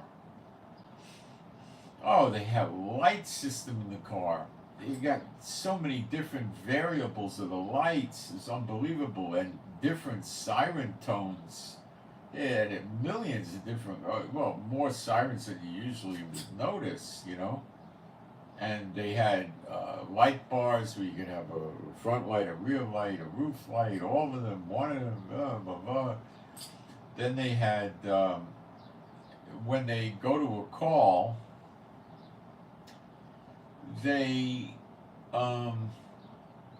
leave the car running because why? You're usually going to leave the car running and some of your lights on. Sometimes if you're near a high traffic area, you leave the spinning bright lights on or some really flashing. You could distract traffic and stuff, but for your own safety, you want to leave some of those police lights on in the car. So if you're in trouble, help knows where the heck you are. And it also helps with drunks and other people hitting your car, okay? And it also sends a signal to people to stay away. Don't walk by you across the street or something like that, right? So you normally are going to do this. So they can't run. They have a computer in this car. They get internet access in this car. They're scanning and checking license plates in this car. I can't remember everything else this car did, but I mean, you know, what didn't they have in the car? They didn't have a microwave. They didn't have a refrigerator. That was about it, right? So they got that stuff in the car, and if you shut the motor and run it on the battery after probably 15, 20 minutes, which is nothing for a call, you could do an accident report and easily run over. Or, you know, a lot of things you're going to, and you have a dead battery. And then when you got a dead battery, you got to call and you got to wait for their truck to come out there, and you got downtime and blah, blah, blah, blah, blah, and they don't like it. So what they did instead is the guy, when he goes to a call, he takes the key out of the car. And then he leaves the motor running, and I'm sure in Beverly Hills he leaves the air conditioning on. And then he locks the door, and then he sticks the key in his belt. Usually the keys are on a big brass key holder and stuff, that, you know, big thing. And the guy said all the police cars are keyed to the same key. He shouldn't have said that on TV, but he did. That's an interesting concept. So what happens is, now his police car, I'm sure, has GPS, you know. So what happens, oh, it had features in there for report writing. Oh, unbelievable. They must spend a fortune on these cars, you know. He didn't say they had bulletproof doors and windows in the front. They probably don't. Maybe they did, I don't know. But they didn't mention it. They probably don't. He would have mentioned it, this guy. So when they get out of the car, the motor's running. So let's say some wise kid in the hood sees this. He runs over to the police car, smacks it with a rock, opens the door, jumps in, and drives the car away. Well, if the kid's, you know, 11 years old, the judge is going to yell at his parents and release him in the custody of the parents, and, you know, this kind of thing. Not going to do anything to the kid.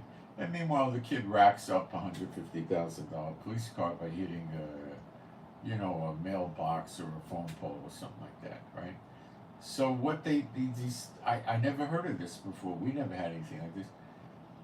When you get in the car and the key's not in and the motor's running, it's an automatic shift car. You put it in drive and technically it'll just move, right? So if you were aware of this feature, you might just pop it in drive. But what happens is, as soon as you touch the brake, it kills the engine. So a kid trying to steal a police car, intelligent people would only steal a police car if their life was in dire straits and they were going to be dead any second and they had to get away, and then they take the police car. But usually only a moron will do that. So the kid gets in the car, we're a kid, and before he puts it in park, he'll touch the brake to hold the car, or he doesn't know any better, he puts it in drive, and then he hits the brake, and then the engine dies. Then they had stuff in the trunk and safety equipment. I was amazed at how much money they spent. The people in Beverly Hills are scared. They have their own lab. This is a small police department. New York City has their own lab with 32,000 or so cops. But Beverly Hills, where they got 300 or something, 400, they have their own lab. They do DNA, they do firearms, they do all kinds of, they have their own lab, their own jail, their own lab. They discontinued this, but what they used to have before COVID is they had a suite in their jail. It looked like it was about 700-800 square feet. Okay? And if you had to go to jail for a short-term sentence, like 3 or 4 or 5 days or something, maybe even 10 days, you would able, if you, I believe, were a Beverly Hills resident, you could go to Beverly Hills and pay them to let you, instead of going to the county jail or sitting in their jail for 3 days, which I don't know if they really wanted people doing that. They probably would for 3 days or 5 days. You would pay them, he said back then it was $169 a day, and you had to bring your own food. and you could move into this hotel suite jail cell in the Beverly Hills Police Department and do your time there. So if you got like, what's common is for drunk driving, they don't want you to lose your job or business, so they sentence you for weekends in jail. So Friday night you report for jail, and Sunday at dinner time you get out, or maybe 4 or 5 in the afternoon, and you do your time that way. So the judge could give you 1 or 2 or 3 or 4 or 5 or 6 or whatever weekends in jail. So that was common. They would pay for the suite and spend the time sitting in the jail there. So it had real furniture, nice bed, you could walk around, they could bring whatever kind of food they wanted in there, so you could go to whatever. I mean, you could go to the Chinese restaurant and order 6 dishes, put it in a refrigerator and eat it all weekend, or you could bring sandwiches or whatever. I don't know if they had cooking in the jail, probably not, but they don't want to have that, I don't think. So that was amazing to me. I never heard of that. But I think it was only open to Beverly Hills residents. They also had all kinds of armored vehicles. They showed us. Oh, all the police cars have this big speaker thing on the front grille that is a noise warfare weapon, where they could make a sound that will drive people crazy. And it's also a very, very loud loudspeaker. I mean, this went on and on. The people in Beverly Hills are scared to death. It's dangerous there. I've seen videos recent. Many of the big stores, the big brands of the luxury goods have moved out. The windows are boarded up. Lots of stores, restaurants are folded. The people don't want to go out. They stay holed up in their houses. It's dangerous out there. So I don't know how they have expanded their police department, but judging by the money they're throwing into their police stations, I imagine they're probably going to be in the process of putting on another 50 or 100 officers if they could convince the mayor and all that to do something with the property taxes to raise the money to do it. It probably costs them, the way they run, $250,000 a year per officer, because they, got to pay his salary, his benefits, his medical, his insurance, in case he kills somebody, and the car and the training and all this kind of stuff. They used to be the highest paid police department. When I was in law enforcement, the highest paid police department in the United States. If any other police department raised their salary, automatically Beverly Hills would find out about it and raise their salary to be higher than that, maybe by $1, but they.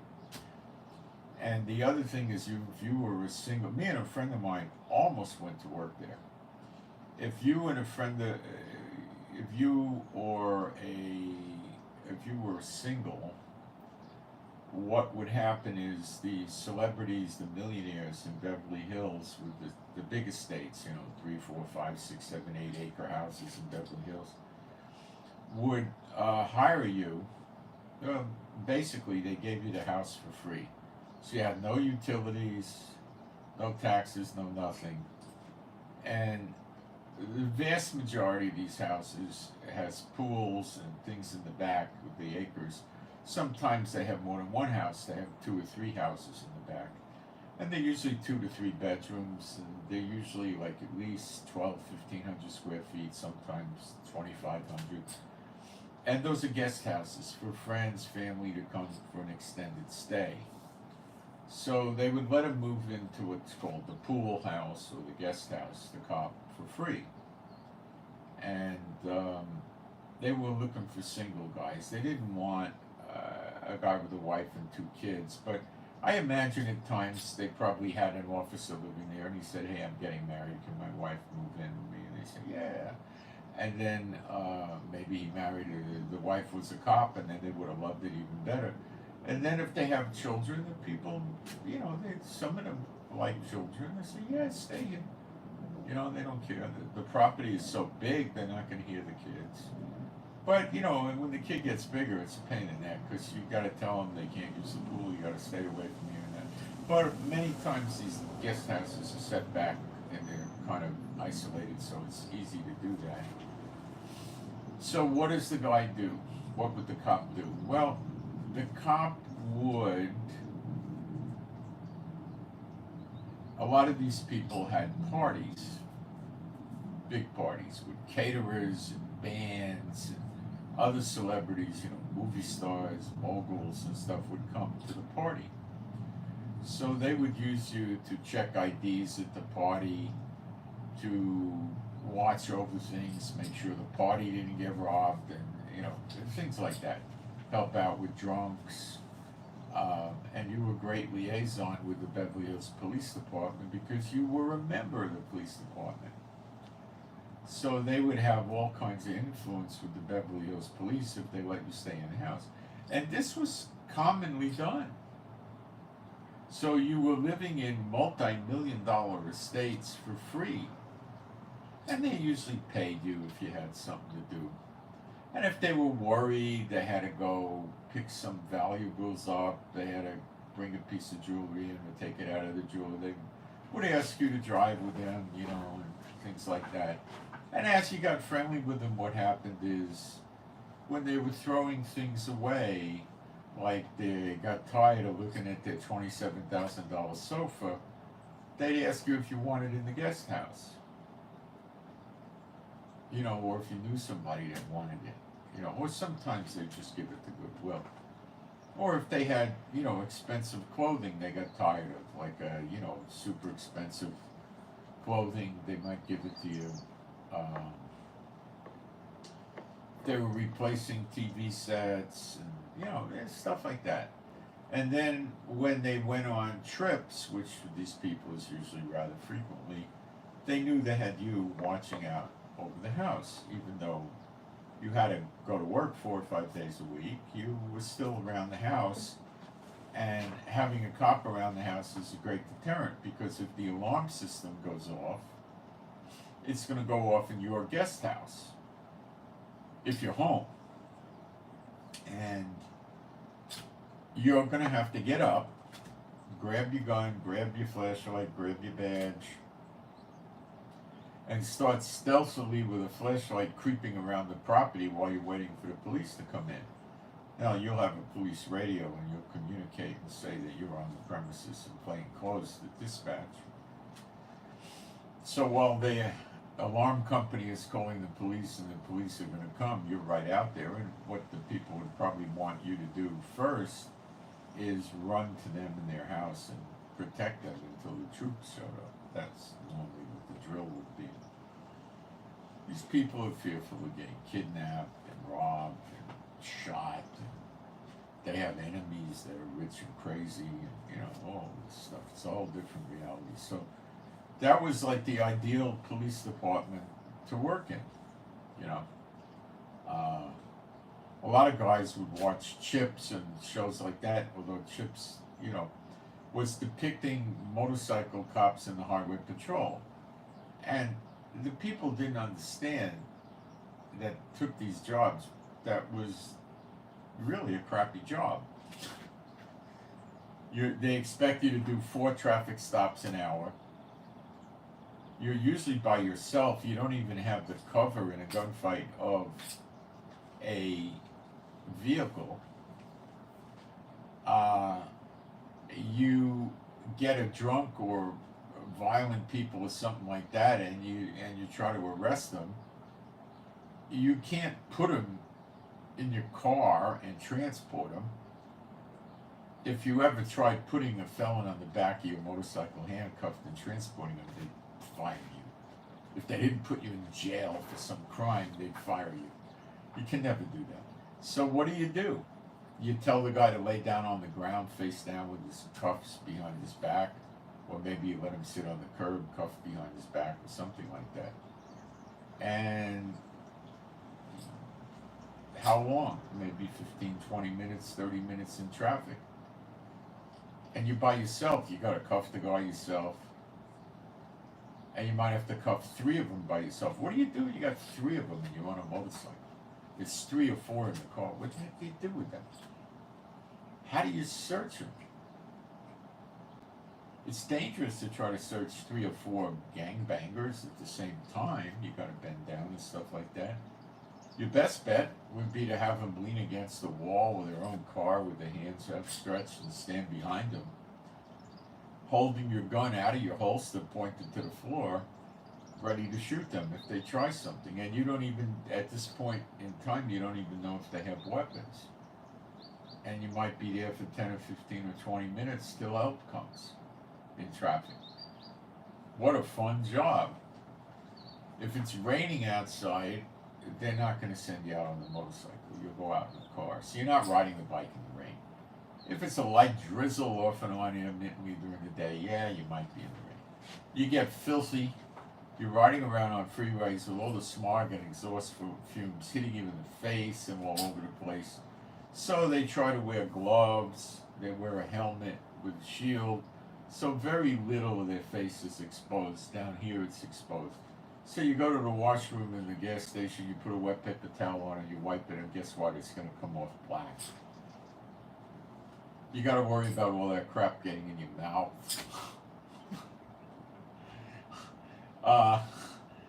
You know, in the heat, what keeps you out of the sun? Nothing.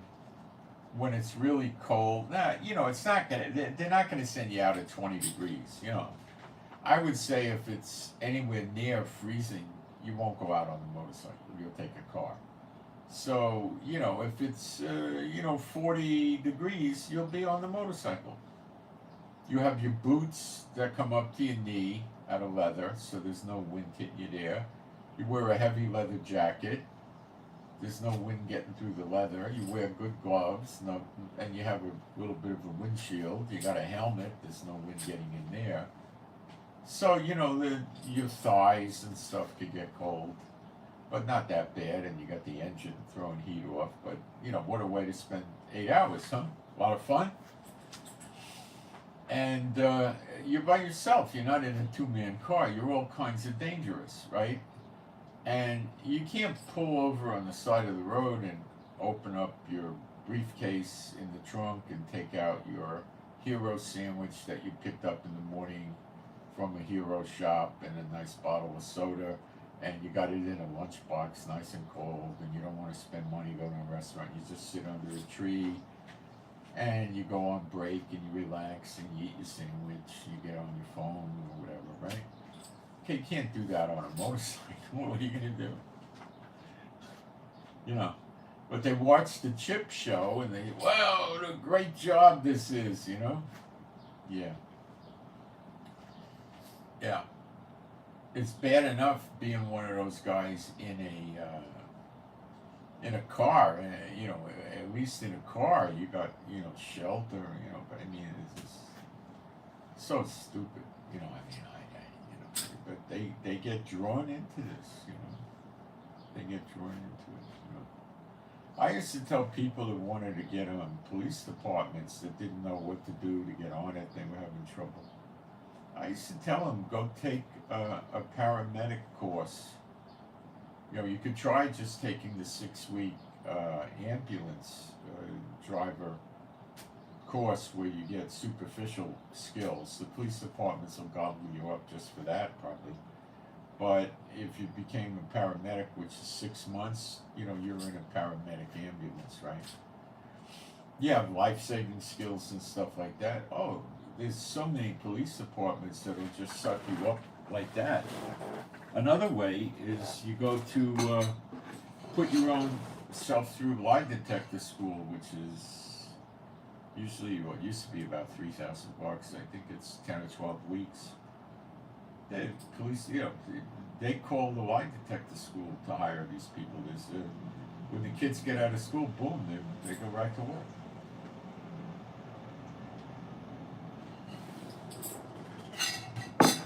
Lie detectors are BS. They don't work. It's just a con job. It's an interrogation tool. It doesn't tell lies. You can't tell lies with the darn thing.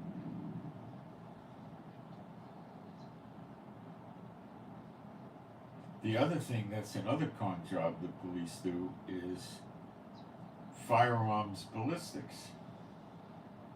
Okay?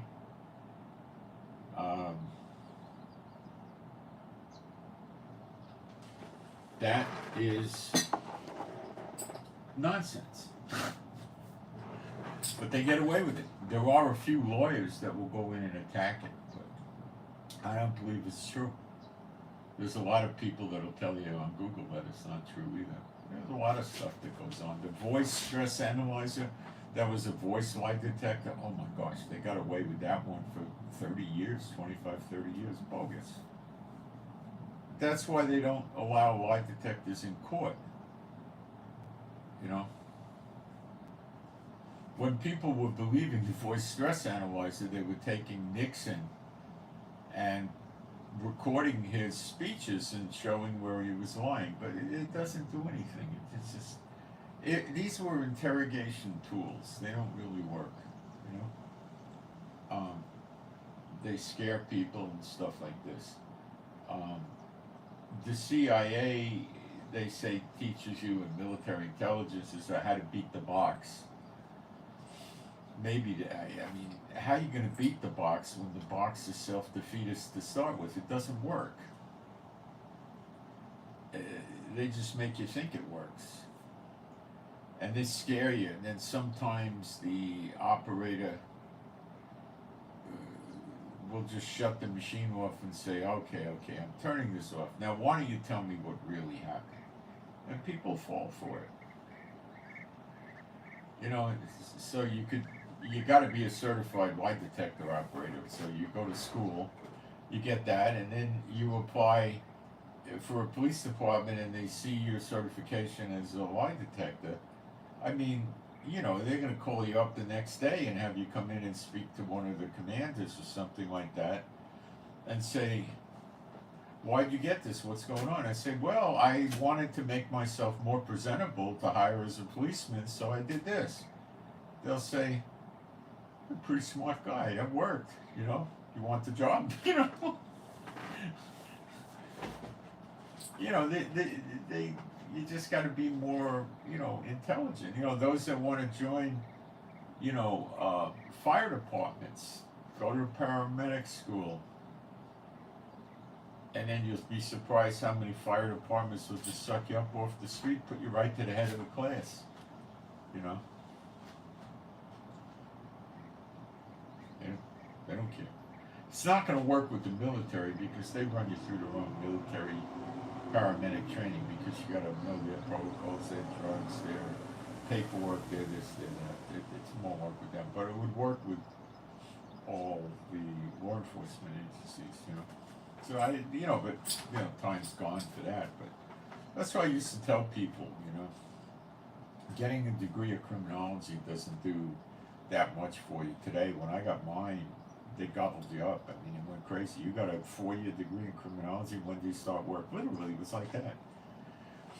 And today, there's a ton of them running around, and I'm very impressed about that. You know, they also have these civilian training academies where you go for, usually it's about 5 months.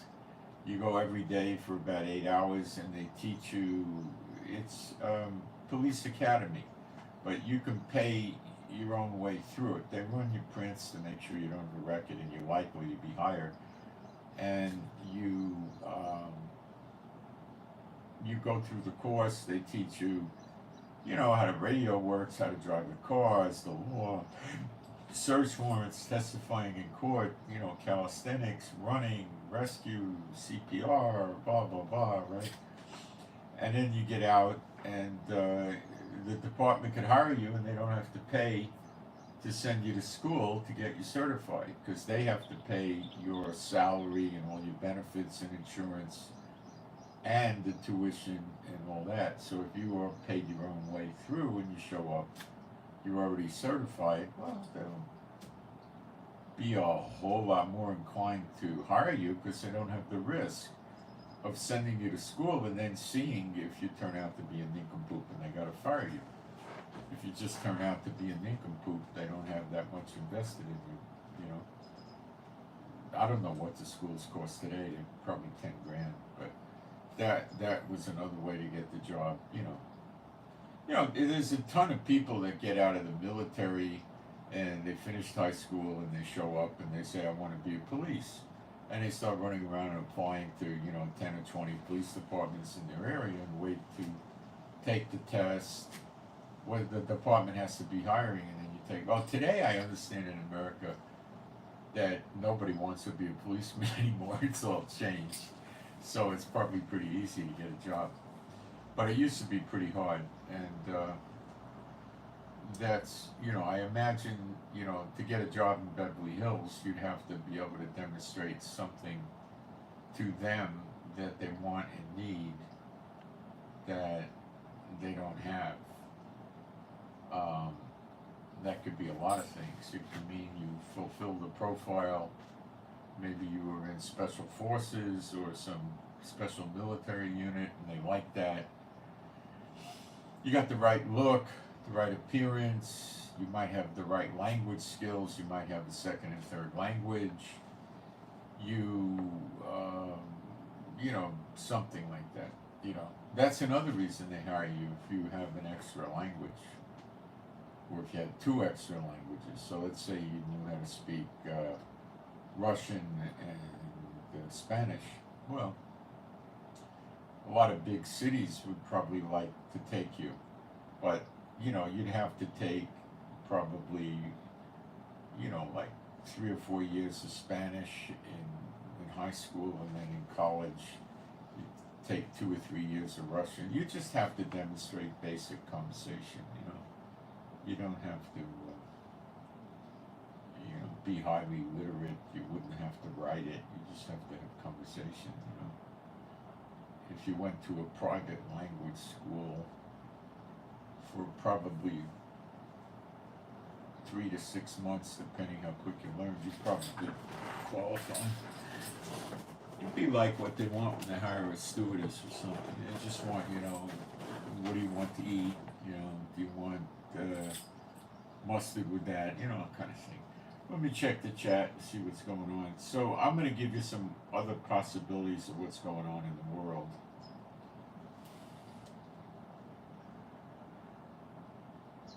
We're all in English here.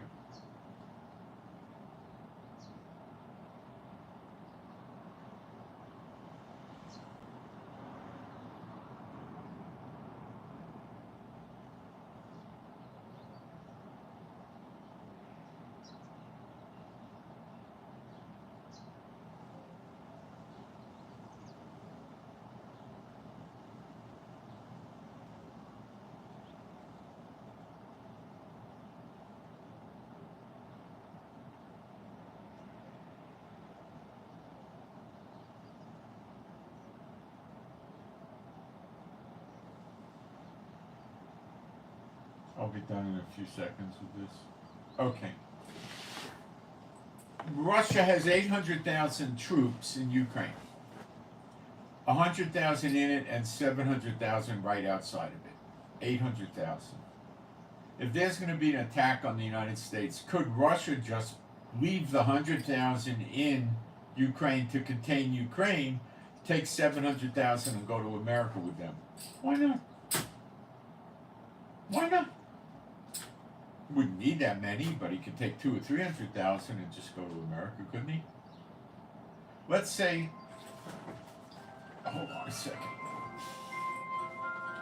I think it's my wife's back. Yep. Where art thou? Oh, all right, I'll go. It'll be okay, but I'll get it, don't worry. All right, so, okay, see you soon. Bye. My wife just got back from her little 5-day rest and recuperation. I'll be back in a second.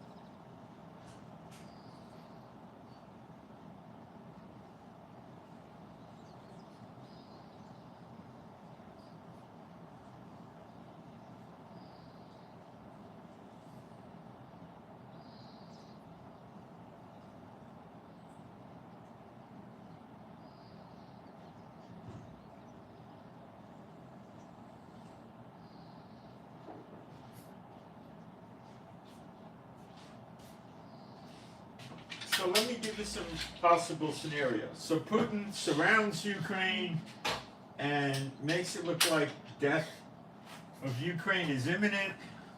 America and NATO starts pouring troops into Ukraine. And then the sleeper agents hit America. And then Putin says, the heck with Ukraine. I need it like a hole in the head. It's a garbage heap anyway now. And attacks America. Let's say China never attacks Taiwan and North Korea never attacks South Korea. They wait for the sleeper agents and then they just attack America, and they say after we finish America, it's child's play to get rid of South Korea, Japan, and Taiwan. Nobody to help them. Same with Ukraine.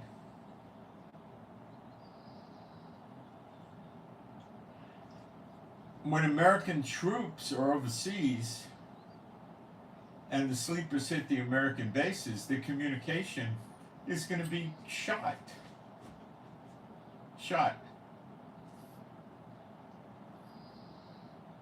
Right?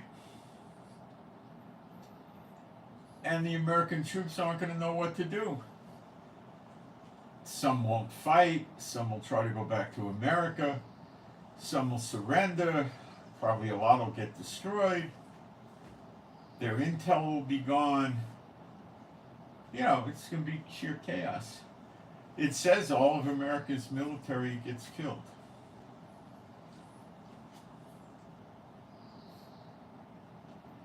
Now, on the other hand, America could take it upon itself to do preemptive attacks. In other words, you wake up one day and you see Taiwan and Japan and South Korea with America and other countries are attacking North Korea and China.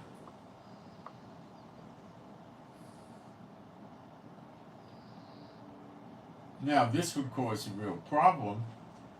China would not attack America. They would want to stay in the Pacific area to protect their homeland.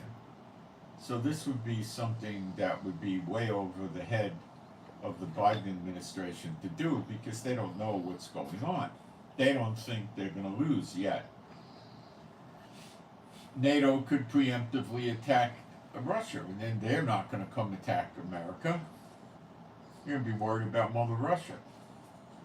But America will attack Iran. Now, Elam, as I told you, is in Jeremiah 49, the last 6 or 8 verses, talks about Elam being devastated, pretty much, by her enemies, plural. Now, and the people flee from Elam to all the nations of the world, every nation in the world, it says. That's a captivity. Now, that's what happened to the Jews, pretty much, over time. They went to most of the nations of the world. They went to a lot of places. Let's put it that way. Okay. So Elam consists of southwestern Iran and parts of Iraq and parts of northeastern Syria. Iraq and Syria are, of course, attacking the American bases and their satellites of Iran. So how hard is it to imagine America, the UK, and some other allies attacking Iran in the next few days or weeks? Not hard at all, because it's going to happen. Her enemies, and they scatter. Now, you see in Ezekiel 38, Persia, which is also it probably represents the Persian Empire. It also sort of, means Iran, right? Of course. But the time frame is decades apart, and it says after they run around to all the different countries in their captivity, then they will return, and then that leads into the Gog and Magog, which is probably 60-something years down the road, or maybe 50 years or 40 years later or something like that. It's going to be a long time. I would say captivity would be at least a generation, like 40 years. Okay, so it's not the same thing. And some of the church liars are trying to make out now, since I started talking about it, I'm seeing it on the internet, And they're trying to make the people think that the Jeremiah 49 prophecy is the same as Gog and Magog, and it's not. Because the end is completely different. We don't read anything in Gog and Magog about them having to leave their country and get scattered all around the world and then come back after a period of time in the latter days. So come on, it's they're preying on people that don't read their Bible and believe everything that these liars tell them. Okay, so don't fall for that. It's just stupidity. But it fools a lot of people who refuse to study their Bible, and many of these people are called but not chosen, and they can. No matter how hard they study the Bible, they don't understand it. They don't have the Holy Spirit. They're not chosen. They're just called. So they read the study Bibles, the commentaries. They go to the church. They listen to the Bible teachers there. They go to the prophecy conferences, and they're running around and they're expecting Gog and Magog to happen any day now, and it's not. And they don't understand it. And they don't think there'll ever be another temple, and there will. And they think they're going to get raptured out of it, and they don't understand. 4 times Yeshua said, all that the Father gave me, I will raise them up at the last day. Everybody goes up on the same day. There's no left behind rapture. It's John 6:39, John 6:40, John 6:44, John 6:54. Yeshua 4 times said everybody goes up on the same day, the last day, which means there's no more days. It's the last day. Okay? No more days. It's not the end of the last day of this age or anything. That's the last day. There's no more. That's after the millennium, after Satan's release, gathers them like the sand of the sea. Father God comes down from heaven, burns the whole universe up. We meet him in the air because there's no place to stand on. And we go up to heaven on the clouds, and we're with him for eternity. That's your last day. There's no to believe, deliver you from the wrath to come means of raptures is moronic. He'll deliver you from the wrath to come if you're his, but rapture you for 7 years? Where do you get that from? It's just a lunatic bin, But, the vast, vast majority of the people that warm the pews on Sunday believe this nonsense. Okay? They believe it. And you try taking it away from them. Oh, you're an apostate, you're an idiot, They get mad at me, they don't like me because I'm a Jew. I've had people come in the chat more than once and say, don't listen to a guy that looks like this, or, a Jew, or this. Well, who should they not listen to? All the prophets, which were Jews, they shouldn't listen to them. They shouldn't listen to the apostles, who were all Jews. And they shouldn't listen to Yeshua, who was a Jew. Am I wrong? If you're going to stop listening to Jews. They have a belief in their head that the true gospel will flow from the heathen nations into Israel. It comes out of Israel. Where am I? I'm in Israel. No, they got it back. You see, they don't know anything. But do they think they're saved? Do they think they're the elect? Do they think they're going to heaven? They sure do. Does it mean that's why? That means they're going there? No. No. They reject knowledge. If you reject knowledge, I'll reject you. They go against the teachings of Yeshua, the teachings of the prophets, the teachings of the Bible, the teachings of Moses, the teachings of Yeshua. Think not that I came to destroy the law, but to fulfill it. For as long as there is a heaven and an earth, not one jot or tittle shall be done away with from the law. And they tell you the law is dead. What does Yeshua say? If you love me, obey my commandments. Is the law not part of his commandments? He's the Word made flesh. It's a joke. I mean, these people are comical. But what are you going to do? It's the way it is. So what do I think is going to happen? The war with Lebanon is going to go on. America's going to attack Iran. They're probably getting ready to do so now. Probably have been already. And they're not going to really attack. It predominantly will be an air attack. Because that's how they could get in and get out without having casualties or losses, and they don't have to move a lot of ships and troops and anything like that. That's it.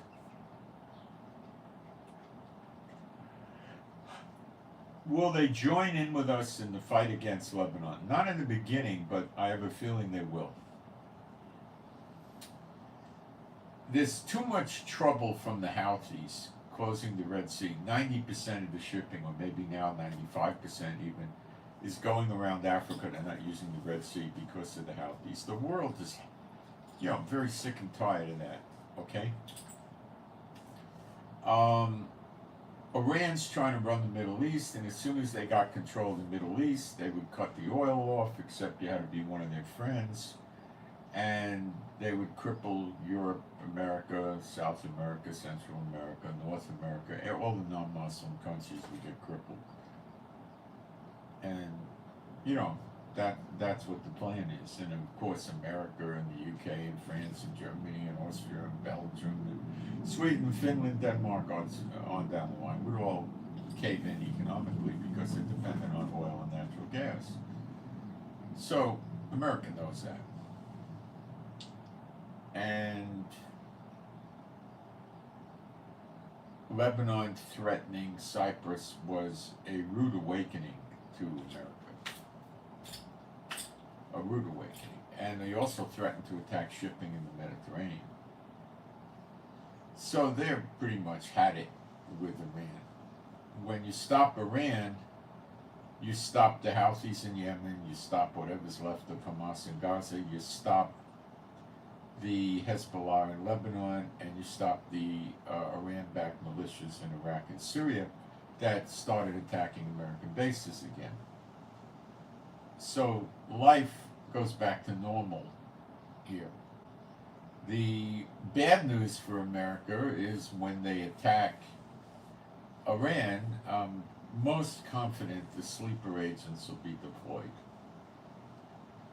If they do preemptive strikes in Taiwan, in China, in North Korea and stuff, I think the sleeper agents would probably be deployed. And if they strike Russia, from NATO striking Russia, I think the same thing.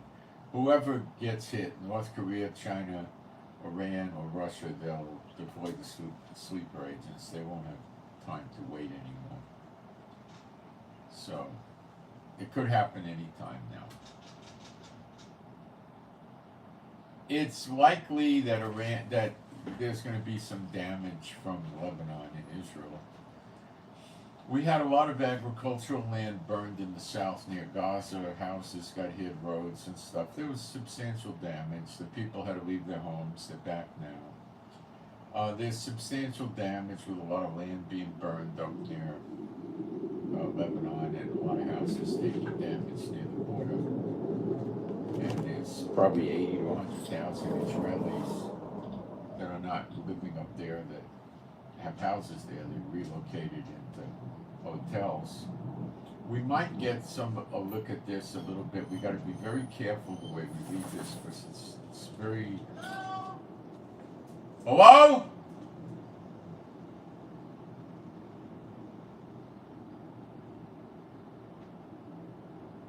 Hello?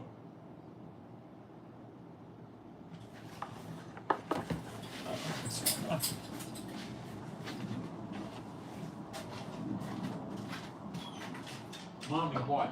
Go on, watch. Watch.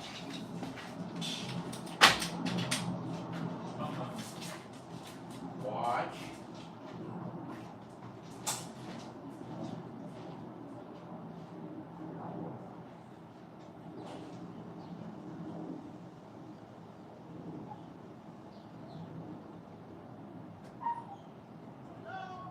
Hello? Who?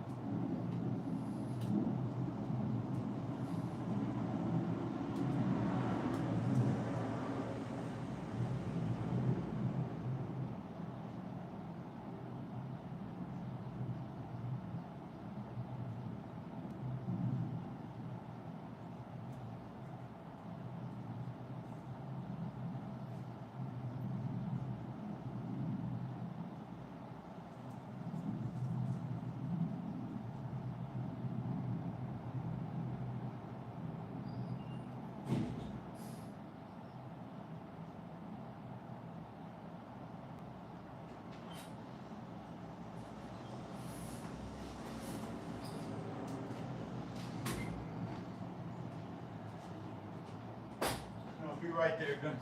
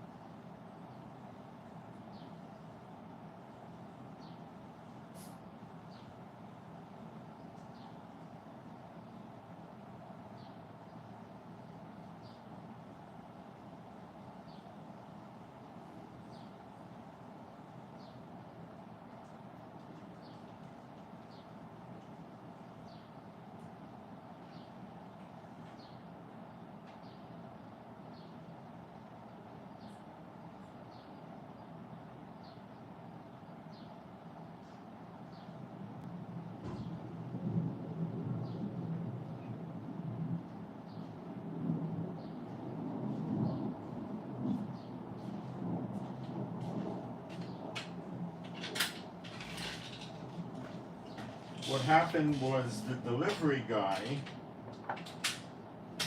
didn't have my phone number, my wife's not home, so he calls my wife, it was her package, and he throws it over the fence in the yard, which we don't mind. So she tells me, so I go pick it up, and then he's yelling out there, screaming. That's why I put the dog on alert, because I didn't know what the heck he was up to, you know? And he told me he delivered me somebody else's package, and he delivered my wife's package to somebody else, and they called him, so he had to make the exchange.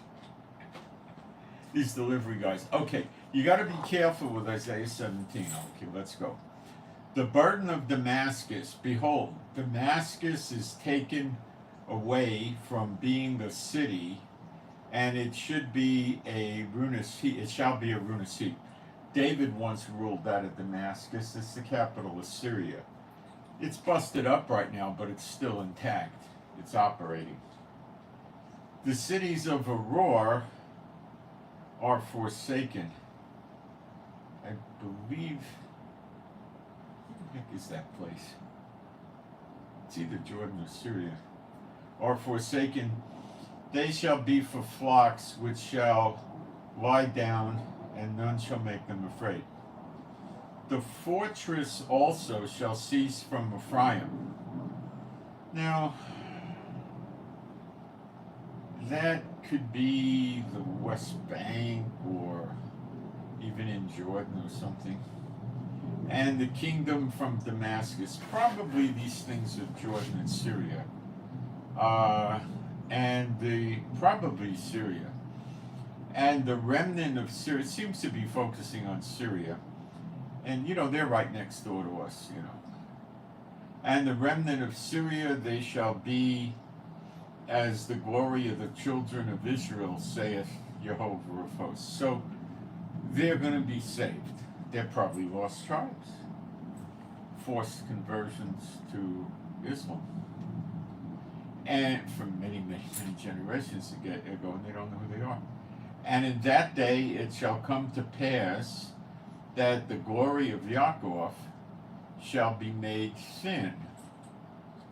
Okay, the word for glory is glory. Made thin, dalal.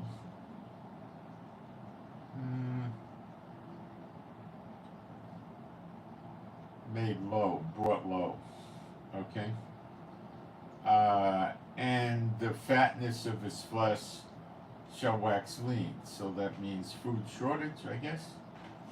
And it shall be as when the harvestman gathereth the corn, and reapeth the ears with his arm, And it shall be as he that gathereth ears in the valley of Rephaim, yet gleaning grapes shall be left in it. In other words, they would leave the borders of the crop for the poor and the beasts to eat. Shall be left in it as the shaking of an olive tree, 2 or 3 berries in the top of the uppermost bough, 4 or 5 in the outmost fruitful branches thereof, saith Jehovah Elohim of Israel. Now, see, it's hard to understand who he's talking about here. So I'm saying you got to be careful.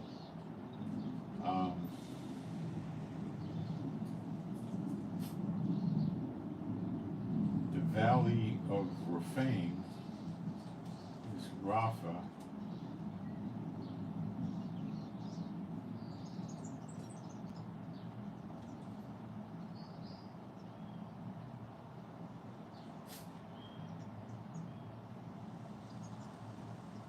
Well, that's where the giants used to live in one place, but Rephaim is Rapha, that's in Gaza. We're fighting there now. So is this referencing Israel? Well, in one way it seems to. The other way I'm not sure. You know. At that day shall a man look to his Maker, and his eyes shall have respect to the Holy One of Israel. Well, this is probably after the appearing of the sign of the Son of Man. And he shall not, which is not the second coming, and he shall not look to the altars, the work of his hands, neither shall respect that which his fingers have made, either the groves or the images. In that day shall his strong cities be as a forsaken bough, and an uppermost branch which they left because of the children of Israel, and there shall be desolation. Because thou hast forgotten the God of thy salvation, and hast not been mindful of the rock of thy strength, therefore shalt thou plant pleasant plants, and shall set it with strange slips. In the day shalt thou make thy plant to grow, and in the morning shalt thou make thy seed to flourish. But the harvest shall be a heap in the day of grief and of desperate sorrows. It's really hard to place this, you know. Woe to the multitude of many people which make a noise like the noise of the seas, and to the rushing of nations that make a rushing like the rushing of mighty waters. The nations shall rush like rushing of many waters, but God shall rebuke. And the word for rebuke is Gaar, which, where did this word, I lost my way, hold on. Let me get it in Strong's.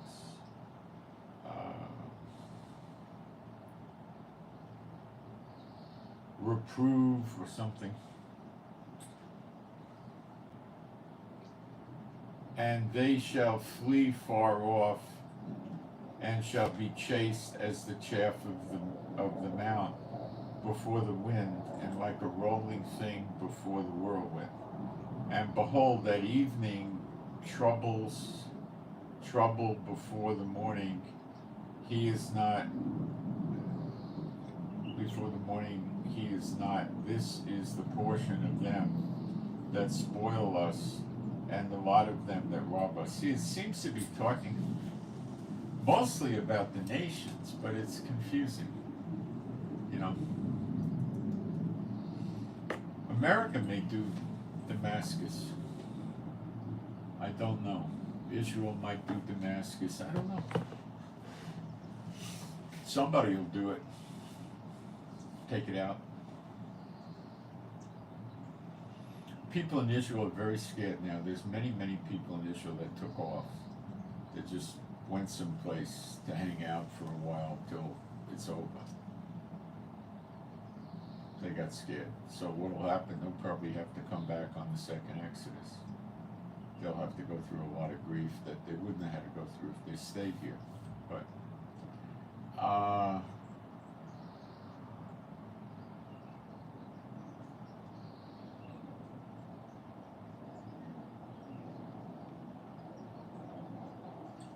I still maintain that if Israel government realized that Lebanon is so powerful with so many rockets and missiles, they wouldn't have went to war.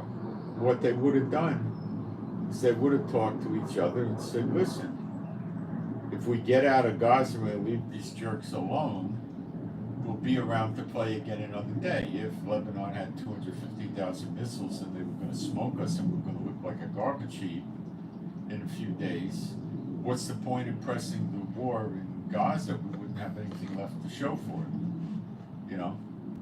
So if Lebanon was that strong, they probably would have had Biden negotiate some sort of a truce or something and make it look like Biden was pressuring Israel and they had to agree or something like that, and just give Gaza back to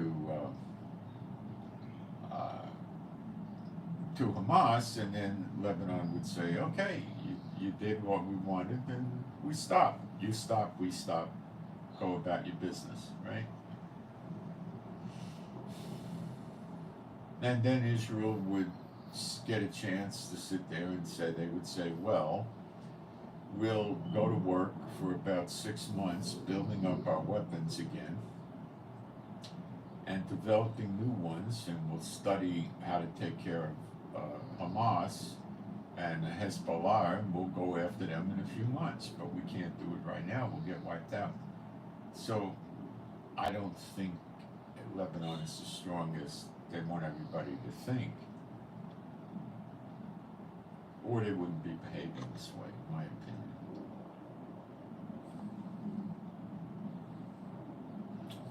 If Biden does get actively involved in Lebanon, which could mean just giving us weapons and stuff and intel and reconnaissance and stuff like that, Iran is going to get involved. And that's going to probably cause America to attack. Iran's going to want to get rid of the American bases in Iraq and Syria pronto tanto before they start taking more severe action against America. And the bases in Iraq and Syria right now are in kind of high alert mode, you know, lockdown and, you know, stuff like that. They're waiting for the X to hit the fan. They know it's coming and they're waiting for it, so they're not taking life as per normal. They're taking extreme measures, you might say.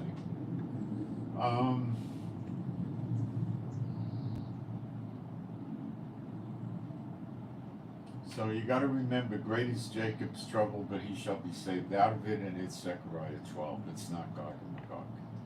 Okay? If the church teaches it, there's something wrong with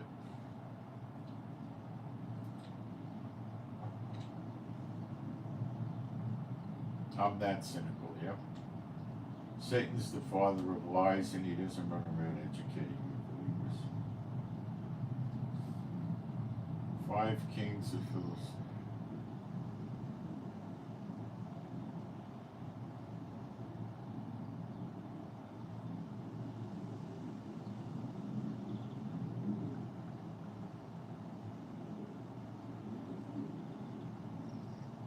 See, this joker comes there and says, how high are you? See, this is a churchianity guy that is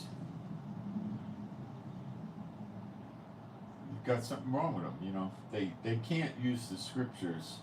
They attack you personally, or they just say you're crazy or something like that. They can't, you know. They don't know the Bible. They can't. They don't have the Holy Spirit. All right. So, can Israel do a preemptive attack against Lebanon? Yeah. Can Lebanon do a preemptive attack against Israel? They're talking about it. It might happen. I don't know. Probably not. I don't know. somebody's got to start it, and whoever starts it's going to be called a preemptive attack. Lebanon is not behaving in a way that makes anybody think they don't want a war. They keep shooting missiles and drones at us. So they obviously want the war.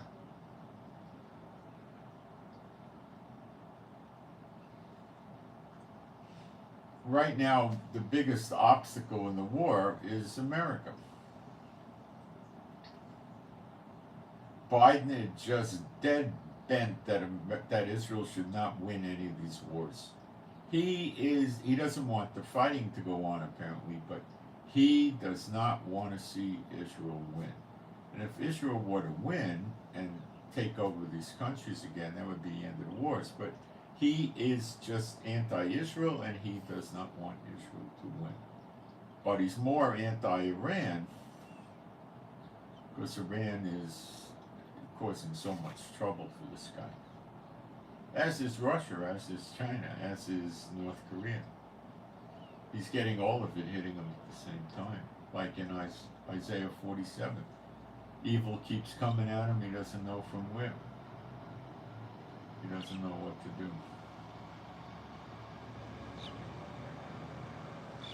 So we're getting down to the wire. You've been prepared. Just be ready for it.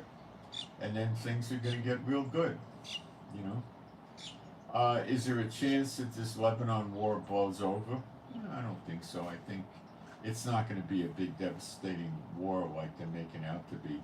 It'll be devastating enough, but not that bad. Lebanon's not going to look like a garbage heap when it's over. They've already damaged agricultural land in Israel and houses in the south and the north, and it may get worse, it may get more. But again, remember the Israeli government, you know, they don't like Putin, but they don't go make war with Putin in Moscow. They know that would be devastating, right? Okay? They don't go march soldiers to Iran because they know that would be devastating. Okay? And they're not, by the same token, they wouldn't be making war with Lebanon if Lebanon was so almighty powerful with hundreds of thousands of missiles and rockets, and it'll make us look like a garbage heap in a matter of days. They wouldn't be engaging Lebanon. They would have submitted to the wishes of those wanting peace in Gaza, and there just would have been peace, and that's it. But they're not doing any of that. So there you have it. Anything could happen. There could be preemptive attacks in the Pacific from China or North Korea or America or Japan or Taiwan. Taiwan could do a preemptive attack. If they preemptively attack the Chinese assets over there, and then China's going to keep all their troops close in to protect the homeland, they're not going to go to America.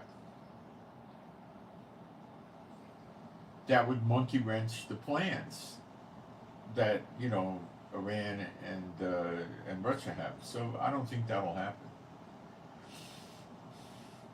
Iran's going to go down, and that's going to happen, and that's going to happen soon. And they asked for it.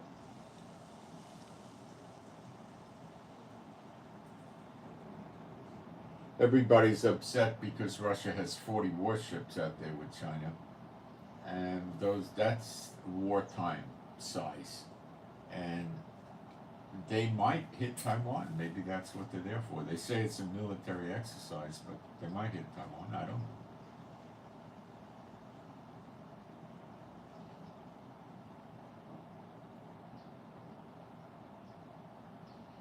Russia may preemptively attack NATO. NATO may preemptively attack Russia.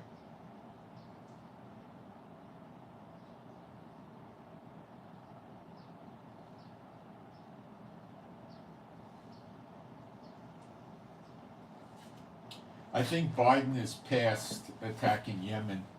They realize they got to knock out Iran to stop this madness, and that's what they're going to do. So, there you have it. So my name's Moshe. Please pray for me and my wife. Pray for our peace, safety, protection, joy, healing, Pray for our finances. Pray for our animals and pets that are all rescues. Be happy, healthy, and whole. One more time for those of you that were going to send me some money, remember that you may not be able to send money very shortly because the wars could cut all that stuff off. I don't know what's going to happen, but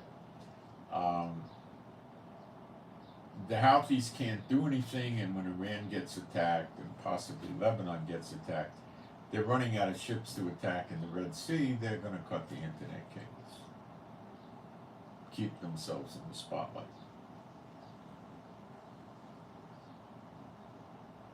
But our electric could go out, our water could be affected. I don't know what all they're going to do. I don't know. I'm just praying that we don't lose our electricity and stuff like that. This is so hot. And that's what I got. So I send my shalom to all those who love Yeshua HaMashiach, and I'm out.